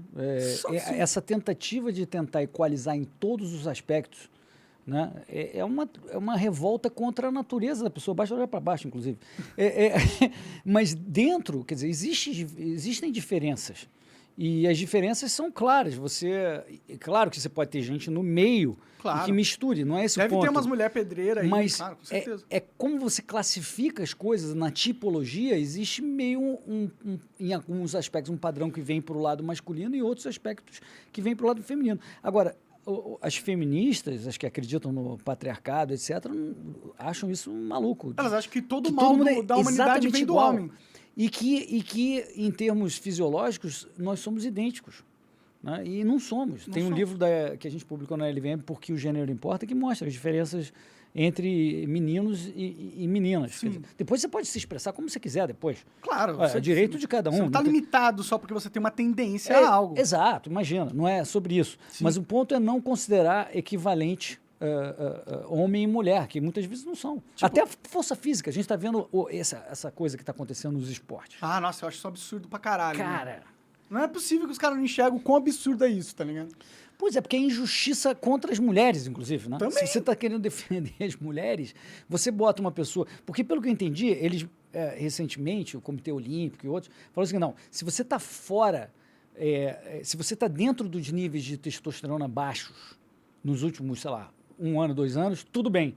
Mas você está esquecendo Que toda a construção biológica 20 foi anos. feita em cima de uma alta que testosterona. o teu nível, cara, muito maior. Densidade óssea. Então, 2 anos não são o suficiente, né? Para nunca você... vai ser o suficiente. Né? Aí acontece que, poxa, as pessoas que se identificam como mulheres agora e que são muito mais fortes e têm muito mais musculatura, estão ganhando todas, dependendo do esporte, isso é mais acentuado ou não. Aconteceu na natação, né, recentemente. Na natação, no vôlei no Brasil, não teve isso? Tem, Eu acho que sim. Tem no vôlei no Brasil, tem. Mas tem uma questão aí, não tem nada a ver com a expressão da pessoa. A pessoa deveria poder se expressar. A questão é que, como é que você faz para trazer o nível de justiça? Porque o esporte presume um nível de justiça. Tanto no esporte, os caras escolheram não deixar você ter substâncias que te dopam. Sim, sim. É uma regra do esporte. Para quê? Para trazer justiça e equilíbrio. Sim. Então, cara, se você está buscando no esporte um certo equilíbrio de regras fundamentais, você também não deveria permitir uma diferença de... Né? Pode ser que, por exemplo, que nem em boxe, que tem categorias. Pode ter uma categoria trans, categoria mulher trans, Pode, categoria homem trans. Mas aí tem uma questão que não estão participando da sociedade. Mas o que pode fazer é que nem boxe. Você fala assim, ó, até peso tal, até massa muscular tal, até não sei o que lá, é uma categoria. E aí, talvez... Não, tô bolando aqui Não, claro. enquanto a gente fala, não tenho a menor Vamos lá, ideia. vamos lá. Tô só falando que você segregar as trans numa liga trans, talvez não atenda a preocupação dos trans. Pode ser. Entende? Porque eles vão falar, cara, você está justamente segregando. Eu, se fosse trans, eu ia ficar feliz, porque, pô, eu tenho uma liga só pra mim. Mas eu acho que aí eles vão falar, não vai ter audiência suficiente, não vai ter patrocínio, porque perseguição, a gente quer estar na liga que o pessoal assiste. Né? Sei lá, não sei. Cara, a gente quer eu quero ser vista como mulher. Sim, Então, poxa, isso aí você está me segregando de novo. sim. Mas não sei, não tem solução fácil, não. Mas eu acho que categorias talvez seja um bom caminho. É que a questão não é só massa muscular, é densidade óssea, é toda a Densidade óssea. tem a densidade óssea, tem muitas coisas assim que implicam, entendeu? Tanto que teve uma foto aí, se puder pegar a foto, uma foto de negócio na natação que teve recentemente nos Estados Unidos, que uma mulher trans ganhou. As mulheres não trans... E boicotaram o pódio, né? Boicotaram o pódio. Aham. Porque eu ficaria muito chateado, tá ligado? Tipo, pô, eu tô ali treinando pra caralho, me esforçando pra caralho. Aí vem uma pessoa que é uma mulher trans e por esse fato ela tem uma vantagem competitiva intrínseca. Aí, ó, o que aconteceu? Pois é. Se juntaram... E, E isso pô, não dá foi pra ver a manipulado, diferença, foi né? realmente... Será que foi realmente uma atitude de elas segregarem, Foi. dá para ver, dá para ver a diferença bem claramente. Pô, Cara, Eu não julgo as mulheres de ficarem chateadas, entendeu? Porque, tipo, é uma mulher trans, ok, essa é uma mulher, a gente vai tratar você como mulher. Sim. Mas, geneticamente falando, tem uma diferença. tem. E essa diferença ela tem que ser levada em consideração justamente para essa questão aí da justiça da Do competição. esporte, né? da competição. Que E- loucura, vão ser longos... Não é que essa cultura tá dominando? Parece que a lógica, ela perdeu o valor. Antigamente, o raciocínio lógico, ele tinha um valor muito importante na nossa sociedade. Tipo, era a lógica que meio que movia a gente. Se você quer ter uma empresa melhor, como que você vai fazer isso? Através da lógica. Se você quer descobrir alguma coisa cientificamente, como que você vai fazer isso? Através da lógica. E você vê que na questão dos banheiros, eu acho que a gente saiu de um lado ok para um lado meio maluco. Porque era assim, antes os trans usavam o banheiro como que se identificavam. Nos últimos 200 anos, que a gente já tem banheiro de homem e mulher, os trans iam para o banheiro onde a pessoa se identifica, não tinha problema nenhum. Claro, pode ter problema. Tinha problemas para elas sofriam preconceito nos banheiros e tal, mas elas Sim, mas eu digo, as outras pessoas não ligavam. e não ligavam porque, cara, não está fazendo nada demais e tal. E aí surgiu um movimento reacionário de falar que os trans não deveriam frequentar o banheiro com o qual ela se identifica. Eu já... Que não faz sentido Sim. nenhum. Pra mim, todos os banheiros podiam ser unissex aí. Então, mas é Foda-se. isso que está acabando a acontecer. A gente estava até falando um pouco antes de um restaurante que eu fui, né, Aham. em Londres, onde... quer dizer, isso acontece em muitos lugares, mas tem um lugar lá que o restaurante é uma opção de casulos, onde você escolhe o casulo que você quer, tem vários casulos aqui, e você está isolado, são casinhas. Então, se você tem casinha para cada um, depois você vai lavar a mão no lugar comum. Eu acho que é até mais seguro, né? Se você tem um ambiente que os dois sexos, eles usam, tipo, a mulher pode... Mas e ela tem aonde as mulheres vão fofocar sobre os homens? WhatsApp, pô. Hoje em dia tem tecnologia, dá pra fofocar pra caralho. Eu Como acho se o homem não fofocasse também. É, verdade. Mas o homem não costuma ir junto pro banheiro para fazer fofoca. que... Não. O homem não... É verdade, né? Eles vão dizer que... não, você estava dizendo que as mulheres fazem isso? Então, e essa sociedade que a gente tá vivendo? Tudo a gente tem que se preocupar. O que essa galera da cultura woke... Como que eles vão me categorizar como alguma coisa ista? Né? É isso. É tudo um ismo qualquer que você é culpado. Sim, parece que é uma caça às bruxas de tipo, nós temos que encontrar quem são as pessoas más do mundo. E como que a gente faz isso? E fica, o meu pai, né, que é um cara que foi do governo, um cara de empresário importante e tal, quando ele dizia o seguinte, que quando ele dava entrevista coletiva, estava aquele batalhão de repórteres, né, e estava tudo quietinho. Na hora que ele ia coçar o dedo no nariz... É isso, mas é isso, cara. Um negocinho que tu tira do teu contexto, flash pra caramba. Foi o que fizeram comigo, né? Eu sei. E aí isso é perigoso demais, destrói vidas. E uma coisa que você estava falando que eu acho interessante, a gente até voltar nesse assunto, que é que as empresas elas têm muito medo de polêmicas políticas e elas preferem só, tipo, se afastar ao máximo. Não tem nada a ver com isso, não tem nada a ver com isso. Só que será que elas fazendo isso, elas também não se posicionam politicamente dentro desse grupo woke? Isso, elas ficam hiperreativas, errado, talvez entendendo só porque 5 malucos estão protestando, os Sleeping Giants, sei lá o quê. Não, que pode ser um cara, os seguidores podem não concordar com aquilo, mas se um cara bem conectado está fazendo essa pressão, você tem uma hiperreação, uma hipersensibilização e reage, você arrisca, e não só arrisca, você vai tomar um calor do segmento contrário. Que vai falar, cara, porra, você não tem espinha, você é uma pessoa que não tá, né, sei lá, não é a Chanel agora que manteve, não sei qual é a marca que manteve o contrato com o Johnny Depp, que foi acusado pela ex-mulher, pela Amber, de ser violento, que agora está... Essa discussão ressurgiu com o caso processo julgado, né? de difamação que ele entrou contra ela, né? Mas, assim, tem empresas que falam, cara, eu medi aqui, eu tenho que... Como eu estou num ambiente político, queira ou não, porque os outros veem tudo pelas lentes políticas, eu vou fazer meu dever de casa, cara. Afinal, esse cara é um crápula ou não? E aí, você deveria fazer. Mas a empresa é muito, como eu estava dizendo, em geral, hoje não estão preparadas para fazer essa análise política. Elas não são um bicho de fazer um julgamento mais macro, baseado em política. Afinal, o monarca falou exatamente o quê? Qual é a visão dele histórica? Ela não está no business de apoiar um cara, ela não quer confusão. Ela não quer entrar, né? Não quer entrar. Mas ela aí acaba entrando... vai pro lado errado. É. E aí vai quem lacra não lucra. É.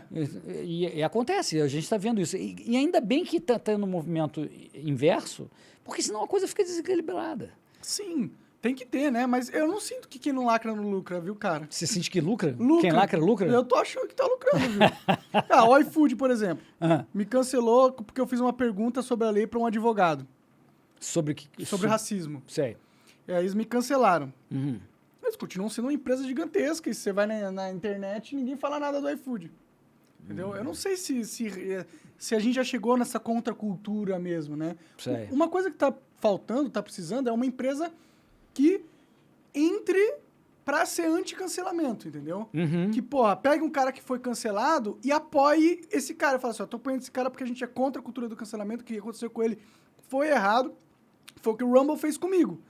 Mas ela é uma empresa dos Estados Unidos, entendeu? Talvez lá fora, nos Estados Unidos, essa contracultura já esteja um pouco mais armada. Mas aqui não, aqui você não vê nenhuma empresa. E é uma puta oportunidade de marketing, inclusive, né? Você pegar essa hype toda, porque sempre quando rola um cancelamento desse nível, rola uma hype, rola uma atenção geral do público ao assunto. E não vejo marcas capitalizando nessa hype positivamente em defesa da pessoa que foi cancelada. Eu acho que vai acontecer. Eu acho que não é bem o business da empresa ela fazer esse tipo de trabalho, né? Mas eu acho que vai acontecer naturalmente. Porque, no fundo, a empresa é um bicho de ganhar dinheiro e servir o consumidor. Então, no fim do dia, o que a sociedade estiver demandando é o que ela está incentivada a fazer, porque assim ela ganha mais dinheiro, certo? Sim. Então, se você que está aqui fazendo sucesso de novo, ganha dinheiro, poxa, na verdade você lucrou também. Você está recuperando, mas vai lucrar e você continua sendo um monarca de sempre, né? Então, o ponto essas coisas acontecem e depois tem uma reação na sociedade, as pessoas ganham dinheiro e as empresas vão ter que lidar com isso de alguma forma. A máquina de ganhar dinheiro, que é uma empresa, continua acontecendo e ela vai para o lado que dá dinheiro. Se você voltou a ser um monarcão, etc., vem tudo de novo, porque ela não está fazendo julgamento. Então... É que não sei, tipo, eu acho que existe uma coisa nas empresas de marketing, principalmente, que essa cultura do cancelamento, ela tá muito infiltrada na cabeça de quem hoje comanda essas empresas, entendeu? Talvez eles comprem esse negócio, talvez eles acreditem que eles têm esse dever de ser o jogador moral da sociedade e dessa forma cancelar os outros, entendeu? Eu acho assim, tem gente que é assim mesmo, você tem razão. Só que a pessoa que faz isso sem levar em consideração a perpetuação da empresa e a busca do valor para a empresa, ela está fazendo isso por ideologia, está dentro da empresa, é funcionária, mas está fazendo isso mais por ideologia e por convicção do que por entender qual é o reflexo no valor da empresa. Essa pessoa tenderá a ser punida ao longo do tempo. A máquina de ganhar dinheiro é muito mais forte que ela. No final do dia, na hora que fala, cara, essa pessoa está destruindo o valor para a empresa, ela tende a ser expulsa. Entendeu? Porque ela passou a discriminar as outras pessoas. Sim. Então, na medida em que isso continua acontecendo, que é a tua frustração, e eu estou vendo isso também, talvez seja porque as pessoas queiram essa atitude das empresas ainda. Sim.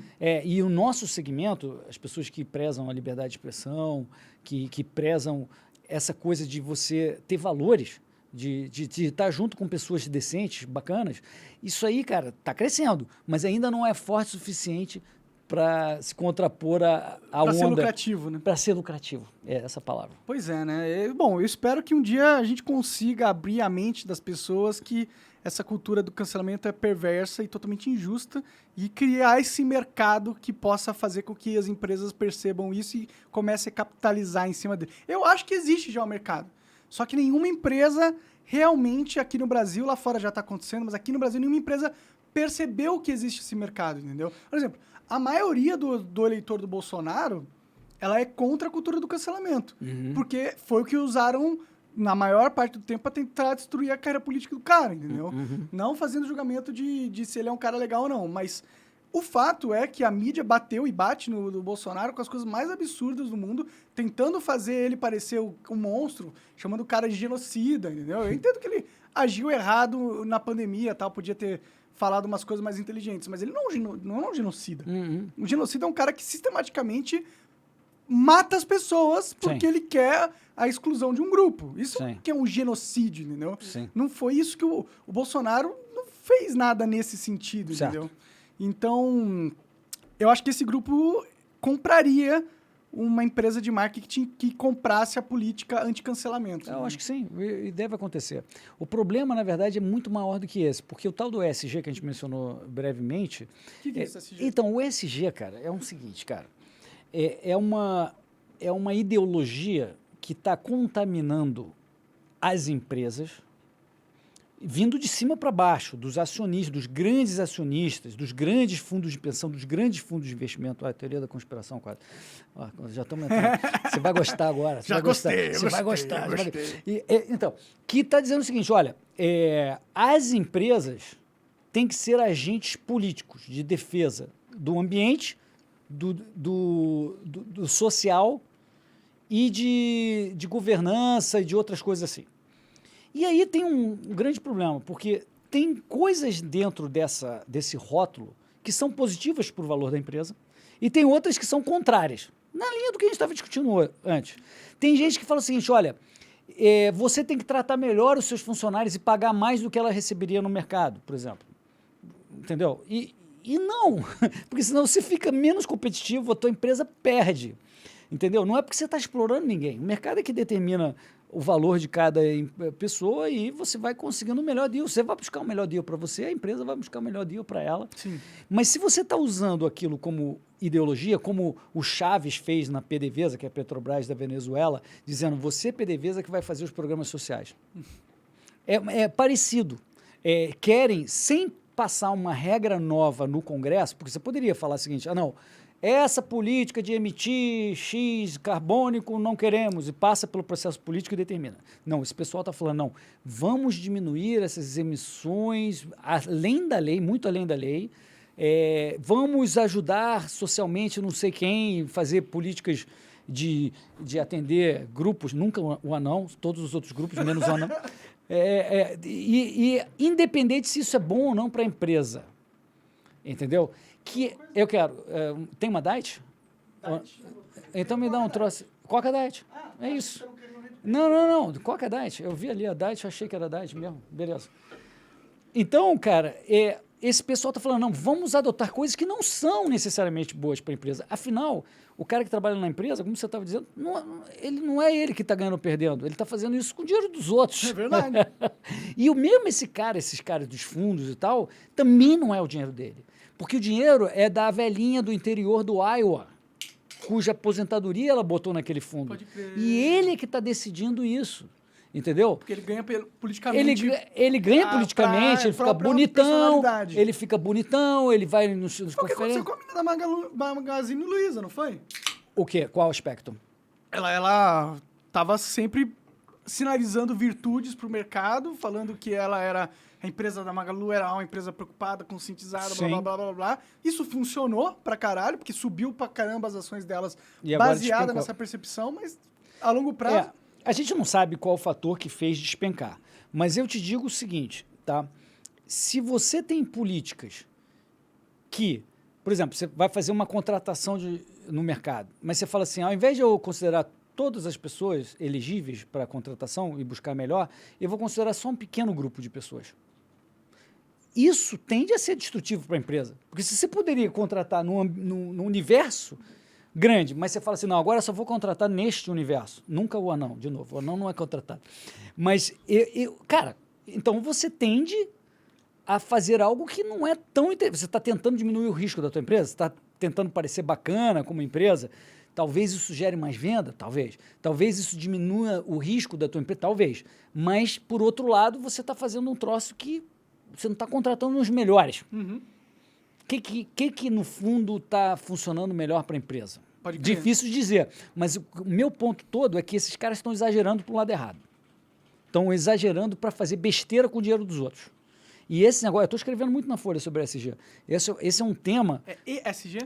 E de environmental, Uhum. S de social e G de governança. ESG.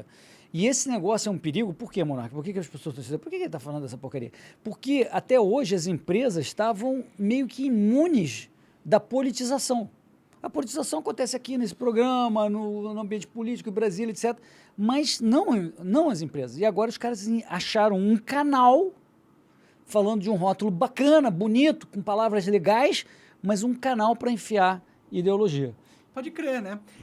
Aí a gente fica pensando, tá, ao longo prazo, essas empresas que adotarem uma política que quer se parecer bonzinho, eles vão sendo cada vez menos eficientes e ao longo prazo a competição que não adota uma política dessa sobe.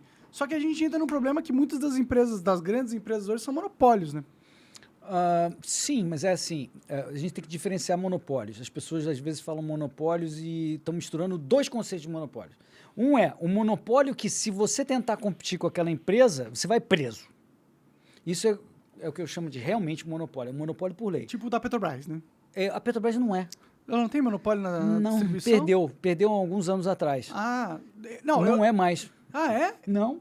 Você pode ter poço de petróleo, se você comprar o direito para explorar. Qualquer um pode ter. Você pode ter refinaria, se você quiser. Ah, é? E você pode ter distribuidora de combustível, se você quiser. Então a Petrobras não tem mais. Antes ela tinha. Entendi. Na exploração, na produção, ela tinha. Entendi. Mas perdeu o monopólio. Entendi. Não, mas, por exemplo, Correios em carta, entrega de contas de luz, de extratos bancários, carta pequena. Correios. É por lei. Ninguém pode... Se você tentar competir, você vai preso. Oh, meu Deus, ele tá tentando entregar uma carta pra mim! Prende! Não é? Não é maluco? Maluco. Você virou ANCAP. Só que aí outras coisas que as pessoas falam que tem monopólio, é só que a empresa tem uma grande participação de mercado. Ou seja, ela tem um poder, mas esse poder é reconhecido pelo seu consumidor. Ela não tem o poder de enfiar um produto ruim. Ela não tem o poder de enfiar o preço que ela quer. Ela tem aquela participação de mercado porque ela está entregando um produto bom. Porque senão entra um outro cara capitalista e compete com ela e tira todo o mercado dela. Sim. Ela não tem nada que a proteja. Então, tem dois conceitos de monopólio, na essência, muito distintos. Eu não me preocupo muito com esse segundo, porque isso aí... Vai surgir alguma a outra IBM empresa. já teve esse monopólio, perdeu para o Mac, aí veio os browsers, aí tinha o Internet Explorer, e aí depois não era mais isso, já era, sei lá o que, qual o Chrome. Essa coisa é dinâmica. Quem não está entregando o produto, não tem... o rei é o consumidor que decide para quem ele vai dar o dinheiro dele. Sim. E o empresário tenta se adaptar. Né? Agora, o que tem muito também é reserva de mercado. Você pode não ser a empresa que tem mais participação e tal, mas você tem lá uma lei que te favorece. Uma leizinha tua que te Você dá... comprou um político lá, ele passou pra você. Tem a leizinha que favorece aquele cara. E aí é um casamento espúrio entre o interesse de alguém e o governo protegendo. Sim. Agora, voltando tudo para isso. Você disse que tem a questão dos monopólios para o ESG, não é isso que você estava falando? Por exemplo, o YouTube é um monopólio hoje em dia, né? Uhum. Se você quiser construir um conteúdo mais complexo e monetizar garantidamente, só tem o YouTube que te provém realmente uma monetização que vale a pena. Então, mas tem o Rumble aí nascendo, só que é tão a gente está na competição difícil, já. Estamos na competição, mas é tão difícil que vai demorar muito, né, para que o Rumble consiga superar o Mas YouTube. acontece, entendeu? O Orkut era o dominante. Depois o Facebook era o dominante, já não é. Aí o Instagram, sei lá, o TikTok é o dominante. Essas coisas são dinâmicas, ela acontece. E YouTube realmente, o YouTube já me derrubou vídeo, já me fez o diabo lá. O YouTube tá tirando até documentário. Um documentário do Oliver Stone eles baniram. Não pode Pois Mas você está vendo um movimento contrário com o Elon Musk comprando o Twitter. Então, cara, tem um cara que fala assim, não, esse negócio da liberdade de expressão, aliás, a gente poderia falar de liberdade de expressão. O Twitter estava censurando sob o rótulo de discurso de ódio, que vai dizer o que é discurso de ódio, é sempre um negócio, né? Bem E aí genérico. derruba os caras. né? Derruba as pessoas. E está errado isso, assim, em termos de business, mas também, principalmente, em termos de moralidade, do que é certo e o que é errado. Sim. Mas eu acho que em business também está errado. É por isso eu acho que o Elon Musk juntou as duas coisas. Ele falou, cara, moralmente isso é errado. Você tem que ir até a lei. E a lei nos Estados Unidos é muito clara, né, Monark? Eu sou um absolutista de liberdade de expressão, mas dentro da liberdade de expressão não está incluída a ameaça iminente, porque é um crime. Sim. A liberdade de expressão... Eu tá com uma arma aqui falando que eu vou te matar não é um discurso válido na sociedade. Não é uma expressão, é opinião. Não é uma ameaça real a alguma pessoa. Então, cara, porra, o Twitter estava indo muito além da lei americana, que defendeu, eu escrevi uma coluna sobre isso, o Brandenburg, lá atrás, que era um cara que era da Ku Klux Klan, que falando, nós temos que invadir o governo, não sei o quê, mas o cara estava a 1.000 quilômetros de distância. E era para ser num outro dia. Pode crer. Então, os caras, a Suprema Corte Americana falou, pô, isso não é ameaça real iminente. Isso aí ele tem direito a falar essa besteira, esse absurdo que ele está falando, mas ele tem o direito de falar esse absurdo. Então, eu acho que uma praça pública como é o Twitter funciona como uma praça pública. E, nesse sentido, ele tem um efeito que você está chamando de monopólio, de poder de mercado. Cara, ele não deveria ter essa atitude. E tem até um ângulo, para quem não é ANCAP, poderia ver sobre essa ótica.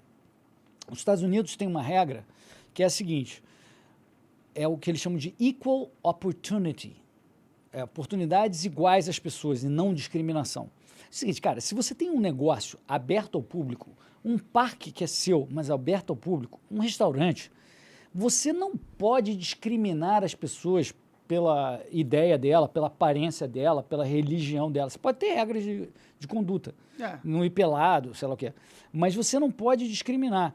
Então, eu acho até que a Suprema Corte Americana, quando for analisar essa causa, porque isso é uma causa que a Suprema Corte lá é diferente do Brasil, ela escolhe as causas que ela quer. Aqui no Brasil, vai tudo para a Suprema Corte, eles têm que decidir. Sim. Lá, eles falam, cara, isso aqui está dando problema, isso aqui é bom a gente entrar, isso aqui vale a pena, uma referência. Quando ela escolher falar sobre essas novas praças públicas, eu acho que ela deveria dizer, cara, é equal opportunity, tu não pode discriminar um cara lá, só porque ele é de direita. O Trump, porque ele é de direita. Sim. Dizer que é discurso de ódio quando não tem nada de iminente naquilo. Sim. Entendeu? Você não pode dizer que isso é um absurdo. Você está sendo discriminatório numa praça pública cujo objetivo é que as pessoas se comuniquem. Sim. Então, porra, eu concordo, nesse sentido eu concordo com você. Assim, acho que no mundo ANCAP total não teria essa Suprema Corte dizendo isso. Seria a empresa falando e ter competição, ninguém faz um ou outro e tudo bem. Mas a sociedade também pode escolher. Cara, a gente não acha bacana, mesmo no mundo ANCAP, a gente não acha bacana certos comportamentos. A própria sociedade, sem imaginar governo, a sociedade voluntariamente pode falar, cara, eu não quero que um cara aqui tenha uma bomba atômica.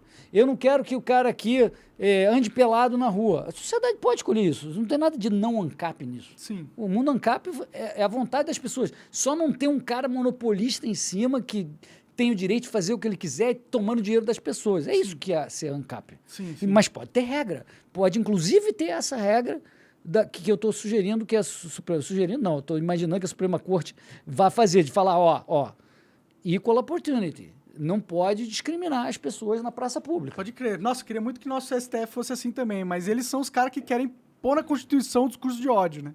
Ou fake news, que é outro absurdo do caralho.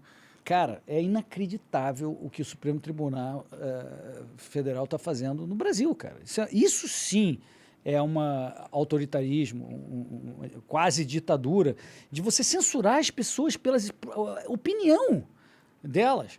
Cara, é uma perseguição que está acontecendo há 3 anos. Monark, a primeira vez que eu escrevi sobre isso foi em maio de 19, quando eles começaram a perseguição daquele inquérito do fim do mundo, que chamava Inquérito do Fim do Mundo, é o mesmo inquérito que está aí, que chamava Inquérito do Fim do Mundo, que eles censuraram a Cruzoé, o antagonista, começaram a perseguir pessoas, mandar os caras confiscar computador, tudo meio escondido, segredo, e saíram investigando uma opção de gente e prendendo outros cara, isso só está aumentando lá, o cabeça de piroca lá. Cuidado, hein? Alguém vai bater aqui na nossa porta para prender a gente. Mas eu falei de quem? Não sei, falei, é verdade, né? Tem uma cabeça... Todos lá tem piroca, né? Menos a Rosa Weber. É foda, né, cara? Não, eu fico muito preocupado com esse negócio do STF, cara. Pra mim, hoje em dia, todo mundo fica falando do Bolsonaro, o Bolsonaro que é autoritário, o Bolsonaro não sei o quê, mas eles não veem que tem um dos poderes, que é tão poderoso quanto o executivo, né, em teoria, pelo menos, que tá cagando pra Constituição e cagando pelos preceitos democráticos. É, assim, é absurdo. Agora, veja, tá de todos os lados. O Congresso Nacional tem o PL das fake news, que para passar essa porcaria tá lá no Congresso, cara. Tá quase passando. O negócio da Tabata, que é queridinha na Faria Lima, fazendo aí negócio de PL para censurar. O presidente Bolsonaro colocando sigilo do cartão corporativo, de reunião com não sei o quê, sigilo de 100 anos. É foda. Quer dizer, cara, assim, tá todo mundo tentando enfiar censura em nós. No fundo verdade. é isso, cara. Tudo bem, o Supremo muito pior, mas todos estão na vibe de coibir a liberdade de expressão. Virou temporada de caça à liberdade de expressão, né, no Brasil. Cara, que é uma volta à censura. A gente já teve censura, cara. Getúlio Vargas, depois regime militar. Cara, a gente quer voltar para a censura, cara. Como assim? Da onde veio essa coisa? Agora as pessoas desejam calar as pessoas, não podem ouvir a opinião das pessoas? Bom, Por que é tão perigoso? Aí lá vem a conspiração. Por que é tão perigoso assim o que você fala? Entendeu? O que está por trás? Então é melhor seguir esses caras que estão sendo censurados, porque é a primeira coisa que eu pensaria. Sei lá, o Daniel Silveira, o cara que está sendo perseguido, que falou besteira, mas não tem nada demais para... Não viola... Isso, que não viola o preceito da liberdade de expressão. É uma idiotice que não viola. Porra, mas querem calar ele? Então agora eu que nunca tinha prestado nesse cara, já quero saber o que esse cara tá afinal falando. Talvez tenha alguma coisa. É normal as pessoas quererem saber. Os caras condenaram ele a 8 anos de cadeia. Inacreditável. 8 anos, velho. Usando, pelo que eu entendi, um dispositivo da lei que já tinha sido revogado. Ah, é? Que é da Segurança Nacional. Se eu não me engano, sim. Os advogados aí que estão assistindo a gente, por favor. Nos corrijam. Nos corrijam, mas não faz sentido nenhum. Não tem base legal para esse tipo de punição. Pois é, né? E o que a gente faz pra se defender do STF, velho? Como que a gente... Eu acho que essa conversa aqui, que a gente está tendo, é um bom exemplo, cara. A gente tem que sempre bater na tecla, cara. Não pode haver censura no Brasil de novo, cara. Não pode, a gente não pode aceitar como país, cara. E escrever, falar, é a única forma. Porque, de novo... Não dá pra impeachment esses caras, não? Cara, nunca houve impeachment de alguém do Supremo. Nunca. Sempre tem uma primeira vez, né? Tudo bem, mas nunca houve. E se o Congresso está querendo passar uma lei das fake news... Eles estão no jogo junto, né? Porra, cara, os caras estão... Tá vendo algum conluio. Foda que eles contam com o apoio da cultura do cancelamento, que hoje é totalmente dominante no jovem, né? Esse pessoal quer só o discurso aceitável, e que eles determinam qual é o discurso aceitável na sociedade, cara. Sim. Olha o perigo disso. E, cara, isso é inacreditável. Não, é muito assim, tem perigoso. discurso que não vale. Discurso que não pode ser ouvido. Discurso que é perigoso. Discurso que... Cara, que isso? Sim. Cara, realmente, eu fico meio triste. Às vezes me dá vontade de sair do país, cara. Ir pros Estados Unidos lá tem liberdade de expressão. Aqui eu sinto que eu tô com uma arma na minha cabeça toda vez que eu apresento podcast. Cara, eu poderia certamente ir para qualquer lugar do mundo que eu quisesse, mas eu sou brasileiro, cara. Eu amo esse país, tudo que eu amo tá aqui, e eu quero um Brasil melhor. Ah, eu também. E eu vou insistir, cara. Mas eu não quero ser preso também. Ah, não, bom, ser preso, não. Mas você não vai ser preso. Você não vai ser Bom, preso. você sabe que tem um caso meu no Supremo, né? Já chegou o Supremo? Já. Quando teve a polêmica sobre o nazismo, o Kim tava junto. Ah, é porque o Kim tava junto. E ele é deputado. Porque vai pro foro privilegiado. Ah, você entrou a reboque do... Entrei a reboque, entrei no mesmo caso. Então, se o Ministério Público Federal decidir apresentar uma denúncia... Não, mas, Monark, sinceramente, cara, eu não acredito, tá? Primeiro lugar. Segundo, se acontecesse, cara, eu seria o primeiro a ir pra rua. E traria todo mundo que fosse possível. Eu acho que tem que ter cara, assim, passou do limite. Mas eu acho bem possível de acontecer, viu? Cara, não... Pode ser que não seja. Vamos torcer pra que não. You have our back. Obrigado, cara. Mas o problema é que, infelizmente, quem defende a liberdade de expressão no país é uma minoria, cara. É uma minoria. A gente tá num mundo de pessoas que acreditam que a autoridade é o que importa e que elas gostam de ter alguém mandando nelas. Eu não sei se é só isso não, cara. Eu acho que existe uma raiva em não aceitar que tenha gente que não seja de esquerda no poder. E que de qualquer coisa que entre que seja nessa linha em que esteja impedindo a volta da esquerda, isso tem que ser combatido. Então é um pouco, não é bem uma tese de filosofia política, é uma tese puramente política, de Pode ideologia, entendeu? Eu percebo isso também. Cara, os caras não aceitam, cara.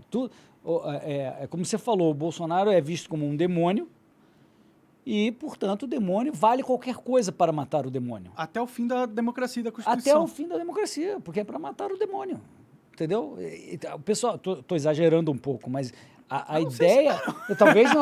Talvez não, mas a ideia é essa. Olha o perigo, cara.